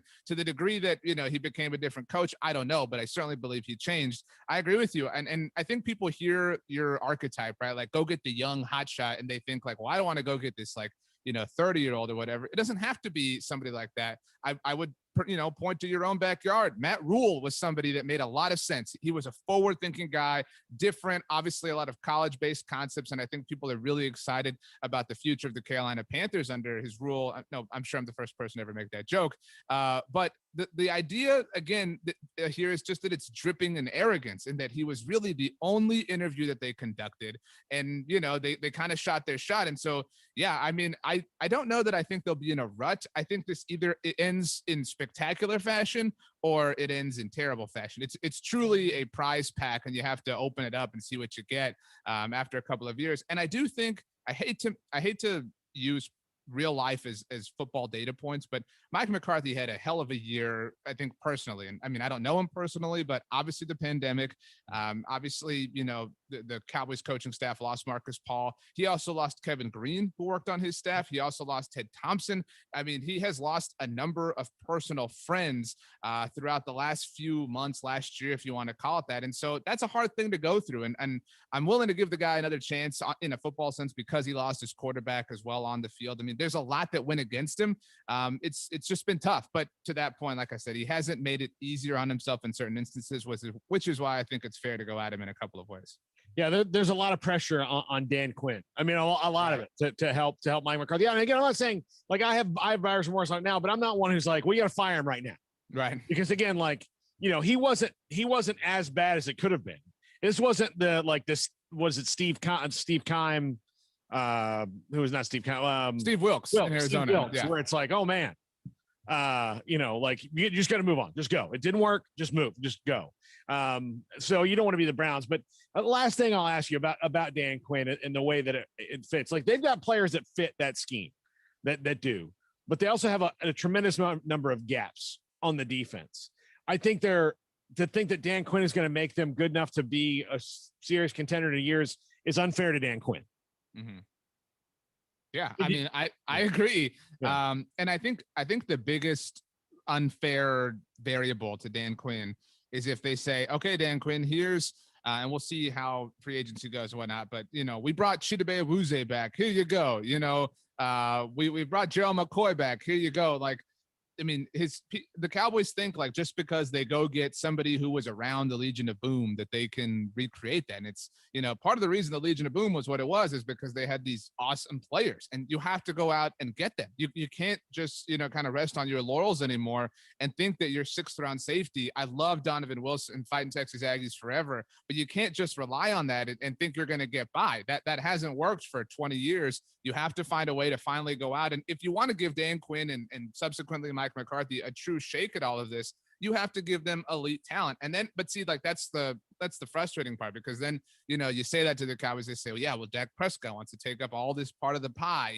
We got to focus on Dak. Yeah, I know. That's why you got to be planning several years in advance so that you can have everybody in at the right time and have the right positions allocated with the right amount of money, et cetera. But if they run it back with Dan Quinn and the same cast of players defensively, it's going to be the same. If Jalen Smith is a focal point of their defense, it's going to be the same.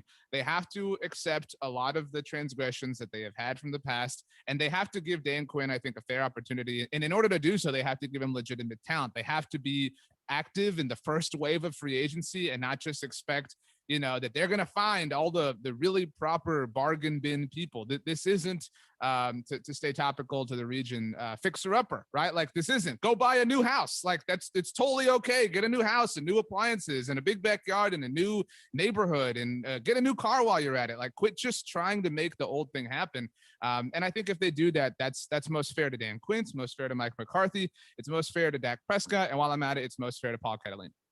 That's true. That's true. By the way, you mentioned Matt Rule earlier. I don't think I've ever selfishly wanted something more in my life than Matt Rule to be the head coach of the Cowboys, just because I already knew him.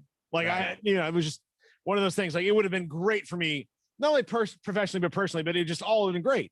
You know, I have a great relationship with him. He's a great guy, you know, so I wanted that really badly. And then like, they go hire Mike McCarthy. I'm like, I don't know him. I mean, see, they were close because they went and got somebody who had coached and had a lot of success at a place that was predominantly green and yellow colored. Like, you know, it was the wrong bag. They went in the right direction, but you know, wrong one. Matt Rule would have been fun. And again, the puns would have been a lot better. And what's his thing? The Smoak? Like I would have liked having the Smoak to kind of monitor on a weekly basis. So we were all robbed of the opportunities. Absolutely. All right, RJ Ochoa, SB Nation, blogging the boys, here with us on SicEm365 Radio. With so many companies and policies out there, it gets so confusing shopping for insurance, and I never know if I'm getting the policy that's right for me. Luckily, I met the team at the Niche Group Insurance Agency. With the Niche Group, you can go to one company and get access to coverage options from many insurance carriers, and you get to speak to a real person about your specific coverage needs. With the Niche Group, I know I'm getting the right coverage at the right price. If you need insurance, talk to the experts at the Niche Group at 1-800-258-8302.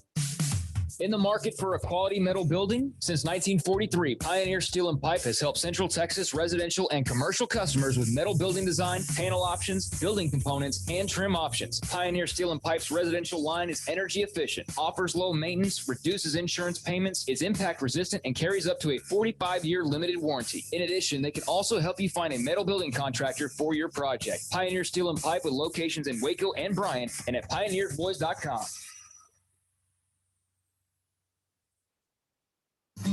With more than 160,000 alumni worldwide and counting, the Baylor family is growing. And through the university's expanded Baylor alumni program, the family is growing closer.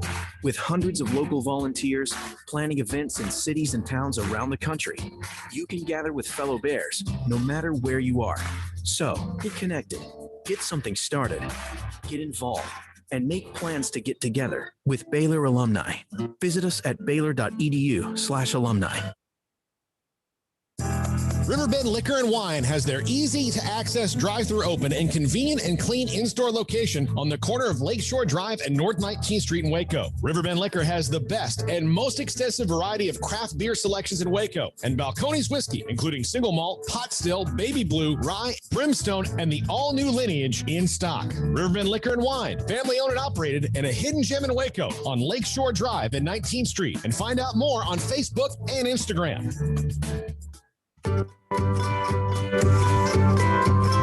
You want to know why Stonewood Dental is so successful? Listen to what happy customers have to say. It's pleasant. It's different than any other dentist office. I really feel like they care. And it's not that you're here for 2 hours waiting on someone to take care of you. It's quick and easy, and you know, I bring my kids, and my kids love being here too. They really love the treasure box. Staff is really nice and accommodating, real friendly. You feel more like home. It's not sterile looking. Everybody has their own personalized rooms with decorations and decor, and they'll even have a blanket for you when it's cold. I've recommended people to actually come here, and they are patients now. I really love it here. It feels like family. Learn more, stonewood-dental.com.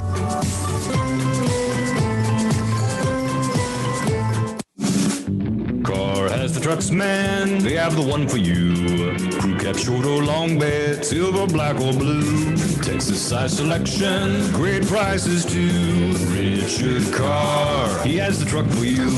Carr has the trucks, man. He has the truck you need. If you want the best truck, you want a GMC. Texas size selection, great prices too. Richard Carr, they have the truck for you. This is SicEm365 Radio. Text us at 254-339-1122. The SicEm365 Radio text line is sponsored by Riverbend Liquor and Wine, with the most extensive variety of craft beer in Waco. A hidden gem on Lakeshore Drive and 19th Street. All right, here we go. The magic of technology, the magic of the internet, the magic of somehow making this work. And here we are with about 20 minutes or so left in the show after Arjo Ochoa and Paul Catalina tried to solve the Cowboys' issues. And a couple of the stories from earlier today, nothing really all that major, but the women's game with Oklahoma, Baylor at OU on Saturday has been moved back a day. One more day for things to kind of, I guess, thaw out. And then the two games tomorrow night in the Big 12, Texas Tech, TCU, Oklahoma, and Texas, they have been postponed. So as Paul mentioned earlier, and I never thought about this, but the more games, and you don't want to see them postponed or canceled, the more games that are missed among other teams, other than Baylor missing that 6 straight, plus the game with Texas earlier, the better ratio quotient percentage that Baylor has to reach, the lesser number maybe, to get to whatever that is before the conference starts to say, okay, you have to forfeit that game. To me, there's only one way you forfeit a game. Yeah, if they not because you can't play. Yeah, it's not because not in this situation. No, not if it's in a tournament, you can't advance. I get it. Like UIL, Lake Travis had to take themselves out of the state playoffs. Not because you miss games because of something that's completely out of your hand. Even if people want to say, well, they could have been a lot better handling COVID. Well, that's debatable for the end of time. Yeah, I don't. Who's been good at it? Anywhere. You're either lucky or you're not. That's the difference. Because people doing it, like, you can do everything, and then it's a virus. It does what it wants to do. You know, you can do everything you're supposed to do and still have an outbreak. So, yeah, I don't go into like they were reckless. I mean, there are some people that obviously were reckless, but we know what Baylor's doing, and it's just you're lucky you're not, and that's how it goes for them. I think that any game that doesn't get played is going to be good for them down the line, as long as it's not them that's not playing. So if they can get their games back in, and again, this makes that 12 or 13 number maybe a little bit more realistic, but I think the league average is probably going to be at 16. And even if it's at 16, that means if they got in 11 games, they'd only have to forfeit one game, and they'd still win the conference because they don't have one loss. Because they don't have to forfeit games to get to 16. They have to forfeit games to get to the 25% to get to that threshold. So it's not like, okay, they're at 11, everybody else is 16. The rule is 25% because everybody's gone through this. Well, they don't have to forfeit 5 games and then thereby lose the conference. They have to forfeit to get to that number. Yeah. I think that's the confusing part for most people. One thing, and I just shared this with a question I received about the dead period being moved back to May 31st, which basically is killing high school athletes from getting, that's not the right word. It's really hurting a lot of people. Like the walk-on quarterback for Baylor, C.J. Rogers out of Argyle, is a very talented young man. And under normal circumstances, somebody would probably have given him a scholarship, but because of camps being missed and because you just couldn't, as good as he might be, and who knows, one day maybe he, in that very young, talented quarterback room, who knows what he might become. I know he's very confident. We talked to him, but the COVID hurt him among others as far as recruiting. And yes, they'll find you if you're good enough, but if you can't go and watch them or talk to them or visit the campuses, it's kind of hard to do. This is a question I have. I'm going to put this up on Twitter. I don't have any idea how people react to this or not. And it's just a question for these last few minutes. How are you, 254-339-1122, and even if you've responded to a couple of things from earlier, how are you handling what is this combination of just this week?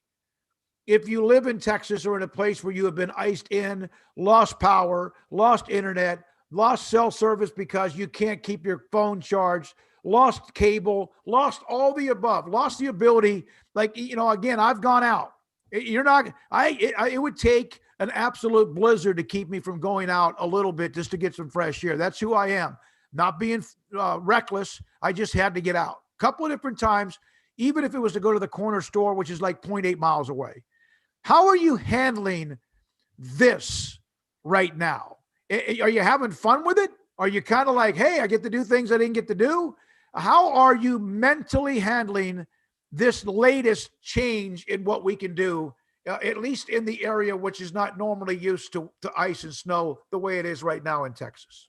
I got to go out on Saturday. I mean, Saturday the weather was fine on Saturday. It wasn't, a day you'd be like, this was beautiful, but it was fine.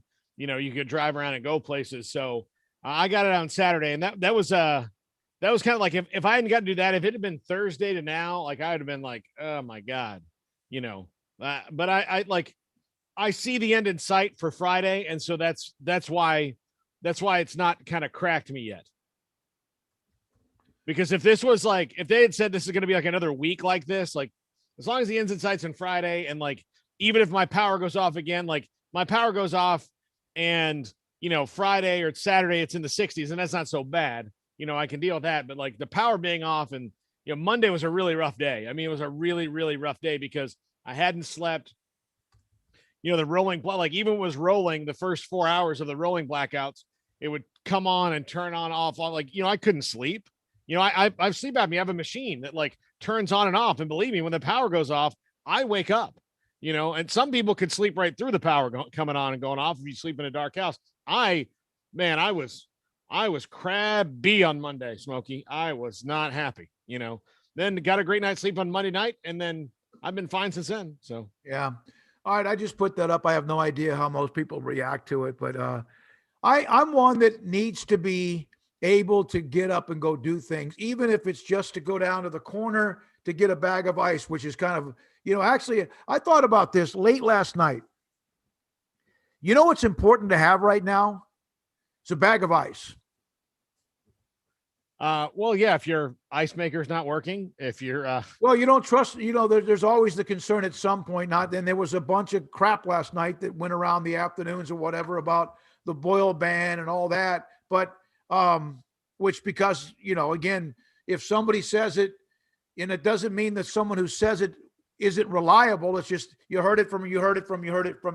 Next thing you know, hell, Waco had to put out something that said, stop.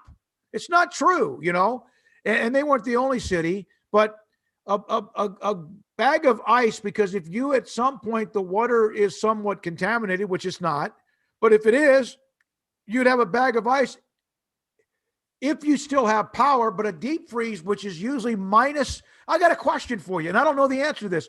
The other day I was taking out a couple of things out. I have a deep freeze. It's a pretty nice one. It's about 4 to 6 feet, whatever, wide, right? And 2 or 3 feet deep. And it's, it's very nice. It's got all sorts of meat in it. Shrimp, poultry, whatever. I left it open for some reason. I think it might have been, when did all hell break loose? It started out, what, Sunday or Monday? Is that right? Yeah. I mean, it first started on Thursday, and then eventually, cooled down, but it got really bad on Sunday. Yeah. Well, I went into the deep freeze on the back porch, and I got like a thing of hamburger meat and some sausage, link sausage. I was going to make jambalaya. And so the next morning I went out there, or later, like hours and hours and hours later, I went out back, and the deep freeze top was open and nothing was damaged. You know why? Because it was so damn cold outside. But I've never done that before. I left it open. In any other time around Texas, I would have lost some of that meat, which I deservedly so for being an idiot for not closing it. But I expected I was going to come back and I was going to get something, and I just left it open overnight, and it all was still so frozen it wouldn't have mattered.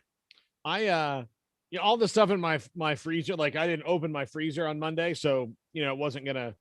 As long as you don't open it and it's then you're good to go. But it was also so cold in my house that no matter what, the food wasn't going to go bad. I mean, it was, I'm sure, at its zenith, it probably got down to about 45 degrees in here, so. Yeah. Craig said his apartment, he checked it before he left.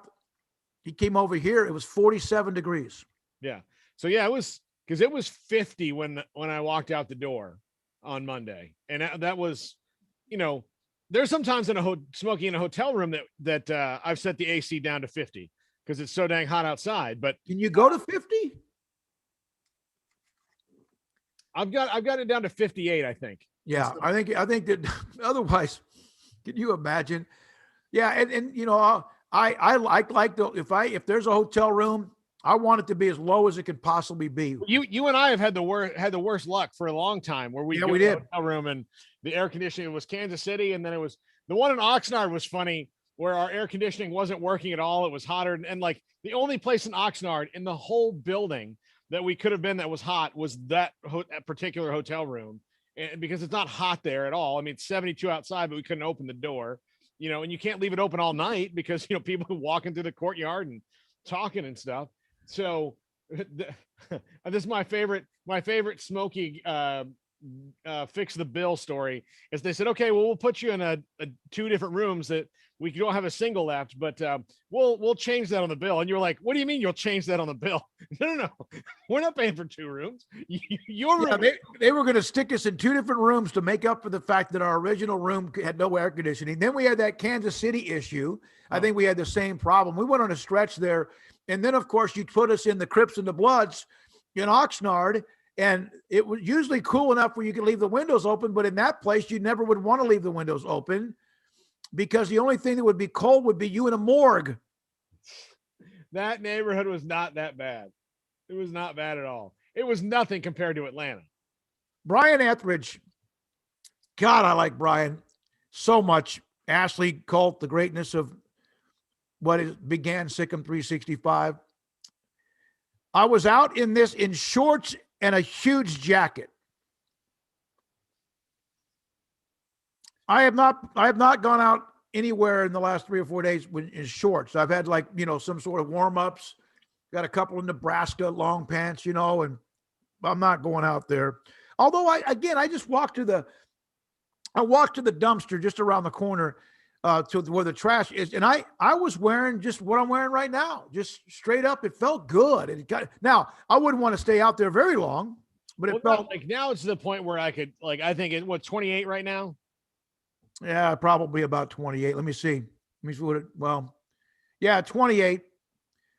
28 degrees. It's supposed to get to 30 here, maybe at the high sometime today, or is that tomorrow? Yeah, no, it's tomorrow. Yeah, and then it's going to get down to 19 again or something tonight, and then when the sun goes down, and then remember how we feel in about 5 months. Oh, I don't ever complain. I don't complain about the heat. I like heat. I'm a Texan and a Floridian. I mean, if I didn't like heat, I would move to a place where there's cold. I'm not kidding. I said, the day after you left Minneapolis a couple of years ago, Smokey, I went and Alexis Cubitt, our friend who was up there at the time, she and I had lunch at a place, and she came and got me. And then every time I go and sit down at a place, I'd ask the person, why do you live here? Do you not know that God made so many other places that don't do this? Yeah, no, I don't think it's ever too hot for me, unless, of course, then put us in the opposite position. It's 103 outside. It's in that one of those nasty runs of Texas heat, and your air conditioner goes out. Yeah. That's what this is. It's been down to -8 wind chill, and if your heater or electricity goes out, and really, even if you have to be in temperatures of inside your home, apartment, condo, wherever, 45 or 50, you can still hopefully, it's not very comfortable, but it's when you have pipes break and then you have no electricity because of that, which sometimes leads to the fact it's 45. If you could have, something, but when the water, the pipe, I've seen pictures. A couple of people have sent me pictures. It's insane. Somebody just said, I wish I could share that picture, but it's not mine. Of it was one of our listeners, Trey. He sent me pictures of, I thought it was him, Trey Morris, where they had a pipe break in the hot water heater, And they had to just, like themselves, there was no plumbers available. They had to just kind of go in there and knock the sheetrock down and turn it off. And that's dangerous, you know? And I still want to go back to Nikki and the picture of her apartment from Channel 6, and the ceiling fans look like you're at Hawaiian Falls. Really? So here's a response to my question. How are you handling all this? I'm curious. I mean this in a very sincere way. From Bailey Rogers at RBR2, it's not going well. Power has been out for almost 60 consecutive hours. That's nearly 3 days. It would be 3 days by the end of the day of no power. You have renter's insurance for apartments, right? Yeah. I have it. You have it, of course, for your house as well. I wonder how that worked. I wonder, all of this of what went wrong, and we could all speculate, and a lot of it we say still could be speculation about the energy companies and all that. But the point is this: how much are they going to be sued for? Is there going to be a class action suit for this, or is that just overreaction? No, ERCOT should be sued. They knew, all the things that have happened, it's not so much political as it is just cheap. That's what they were like. You can get into the politics of all of it and who's in charge and all that stuff.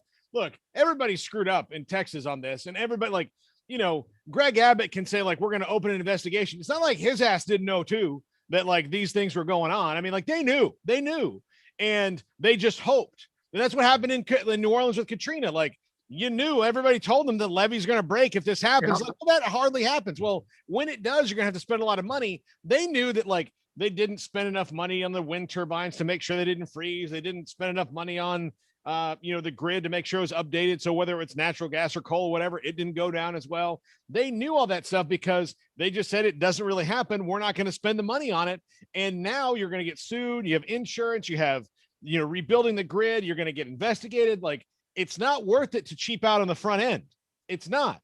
It's just not. And so it has you can get into the politics of it all. But whatever, it's not about ideologies. The only ideology is being cheap. That's why we're in this position, because they were cheap. There's another Vernon Maxwell tweet. I don't know if Armstrong, if he's asleep or at the wheel or what, but Armstrong, it's so nice to see your child picture during the show today. Armstrong, dial yourself back in. I want to make sure you're awake. Prove that you're awake. I am awake. Okay, yes. got it. There you go. Go back to Vernon Maxwell 11 at your convenience. Okay. His last tweet just 2 minutes ago. He could do a comedy show on the Texans. There's a really cool, it's about Center Point Energy. I guess maybe that's. Yeah, I see it. One of the places handling the electricity in the Houston area or something like that. But it went out a couple of minutes ago. Here we go.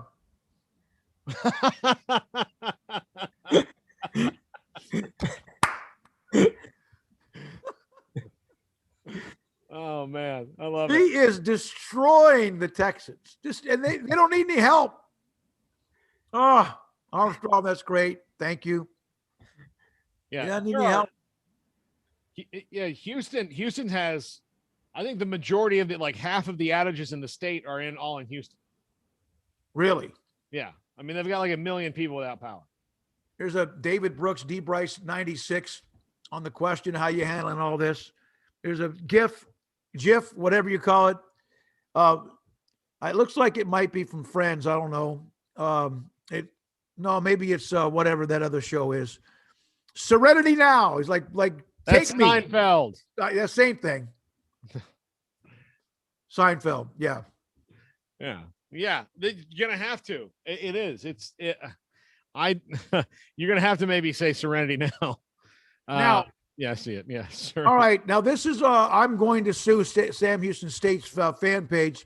Armstrong, I'm just trying to dial some things up and trying to have a light moment or two. At catfans.com, and it's KATFANSDOTCOM. This one here is going to be a lawsuit. It's a civil suit. They put this up almost an hour ago. I don't know if you heard the story, Paul, but Stephen F. Austin's men's basketball team went down to New Orleans in that area and they played a game and won, and they have not been able to come back. They're stuck.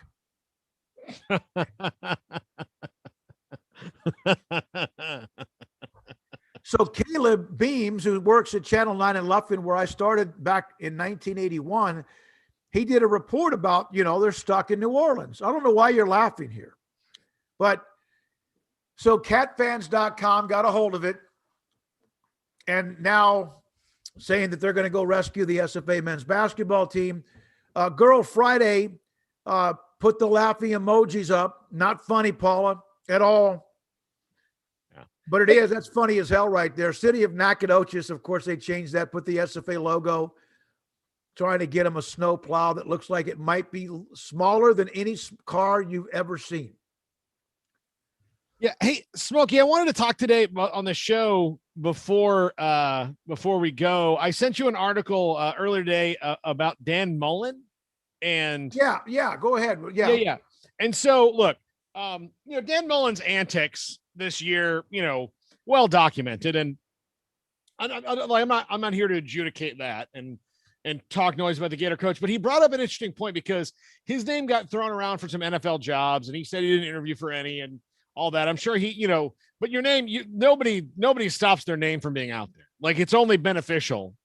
It's only beneficial to the coach. It only helps them. Right.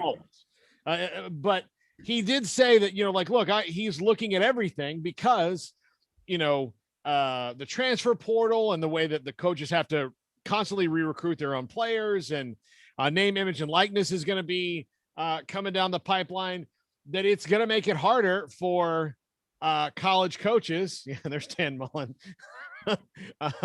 inciting the fans in a situation. Oh my God. He got fined for this because he made a bad situation worse. So yeah, I mean, Dan Mullen's a character. And that's putting it mildly, but he does bring up an interesting point though, Smokey, when it comes to college coaches with the opportunity to go to the pros, and why they would at least do it, because you don't have to re-recruit your own players. You sign them, you don't sign them. You have to, the front office deals with the contracts. If you're the head coach, say, man, we'd really like to have this guy back. And if it happens, it happens. If it doesn't, you get a new one. But in college athletics, having to re-recruit your own players is going to put a real strain on coaching staffs. I would not be surprised to see more guys start throwing, like, based on what he said. I think it's an interesting point he brings up. Now, I don't think that coaches should get their dander up about name, image, and likeness. I think they need to embrace that and figure out how to make it work for them, because I'll tell you who will is Nick Saban. Nick Saban's not going to complain about that rule at all. Like, he'll point out flaws in it because he's very cerebral. He's saying, well, this probably doesn't work, but you know what he's going to do? He's going to tell an Alabama kid, like, you want to come down here and, I'm not going to stand in your way of getting Roll Tide Motors giving you a car. I'm not going to do that. Come on down and do it. I'm glad you brought that up. In fact, here's a story about what you were mentioning. This is Jordan Bohannon. I think he's an Iowa basketball player. Iowa athletes need SF-245 to pass so we can finally earn pay for use of our name, image, and likeness. Other states are standing up for their athletes. We need the same thing.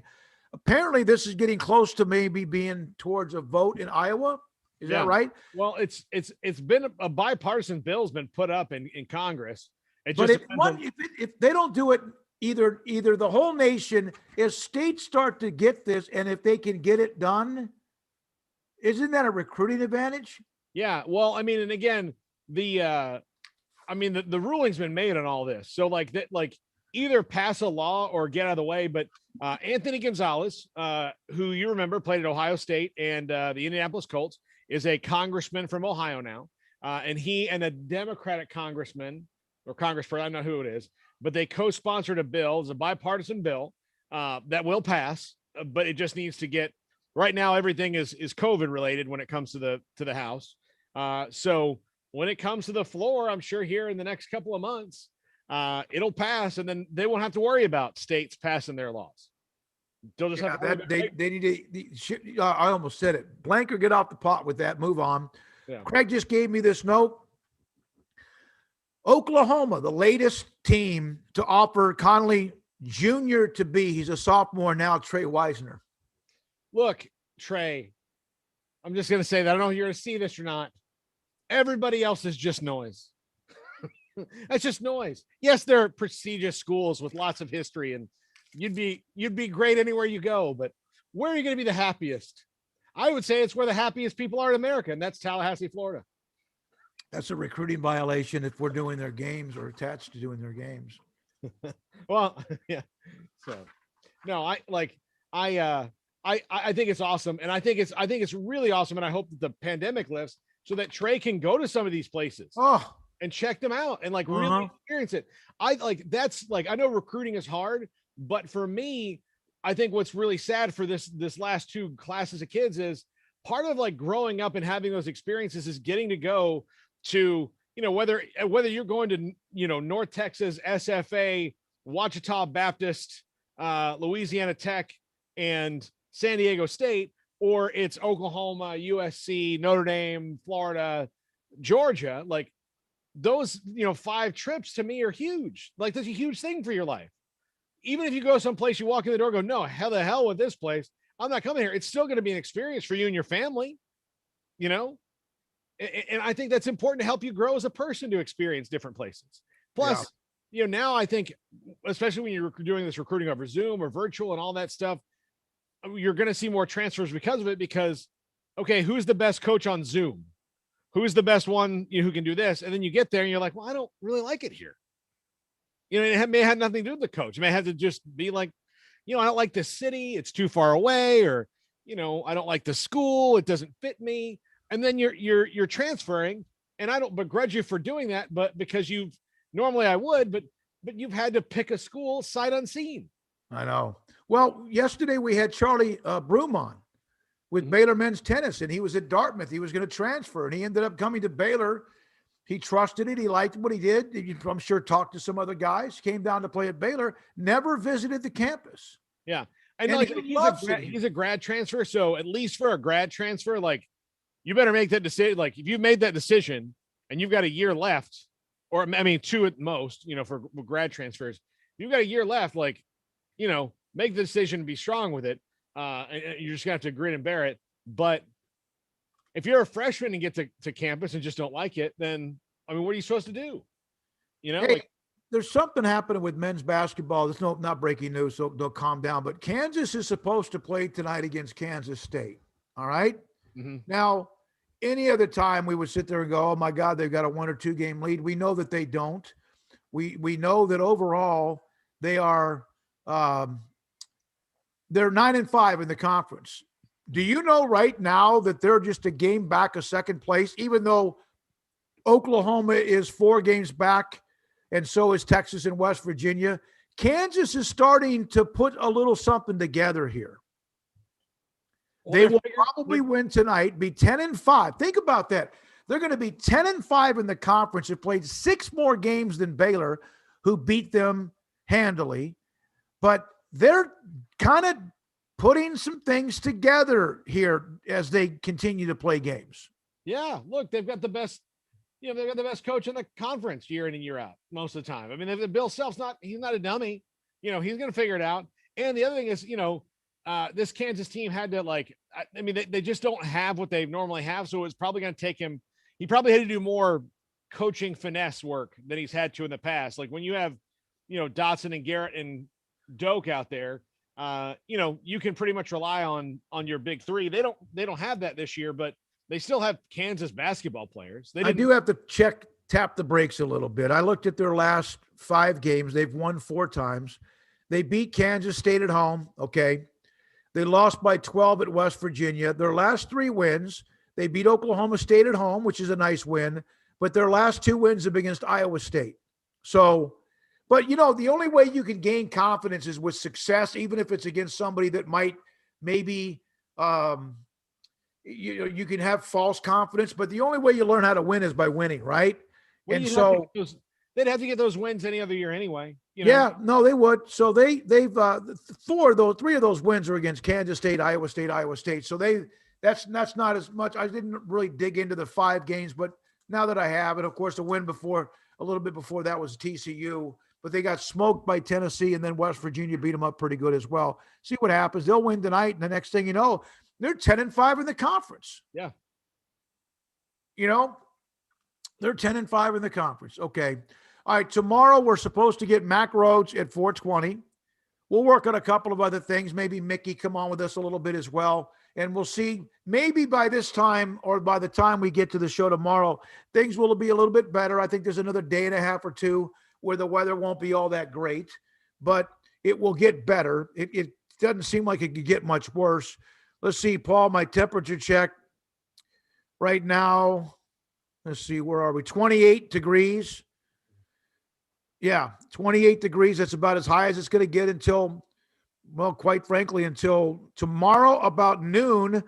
Here comes the heat wave, 28 to 30 in the early afternoon. Man, it's going to make my icicles a little bigger. I've got some big icicles outside my house. I do too. The good news, from what I can tell, there's not supposed to be any kind of precipitation, but we'll see. That can always change. You never know. Thanks to Jared Sandler, King McClure. Thanks to RJ Ochoa. Thanks to Paul Catalina. Armstrong Sims just dipping his toe back in the water. Armstrong, let me see you one more time before we say goodbye. I got to check every once in a while, make sure you're the one, not your friend who's running this thing. A different wall this time. Yeah, now it looks like you're in like a daycare. It's just a higher view. And there's also, I got my friend here, so. Oh, how you doing, man? Peace. Good to see you. It's a cutout. What is Beale? Is that near Baylor, Beale Street? Beale Street's in Memphis.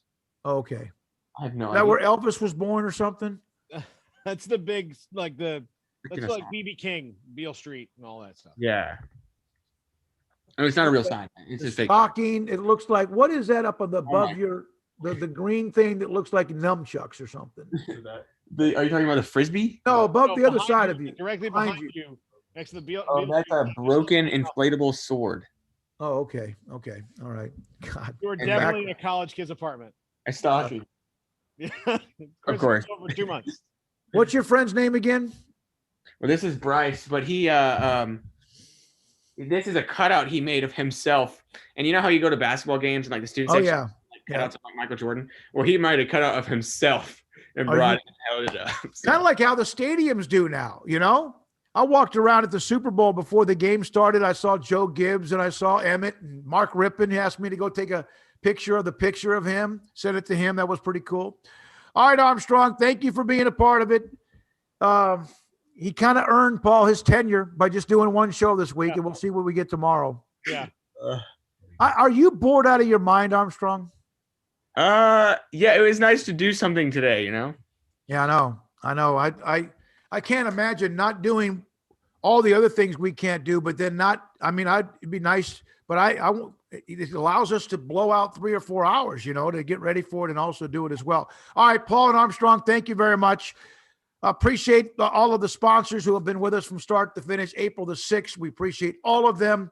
Brian, Ashley, and Colt as well. I'm David Smoak for Paul Catalina, Armstrong Sims. Be safe, be warm, be smart.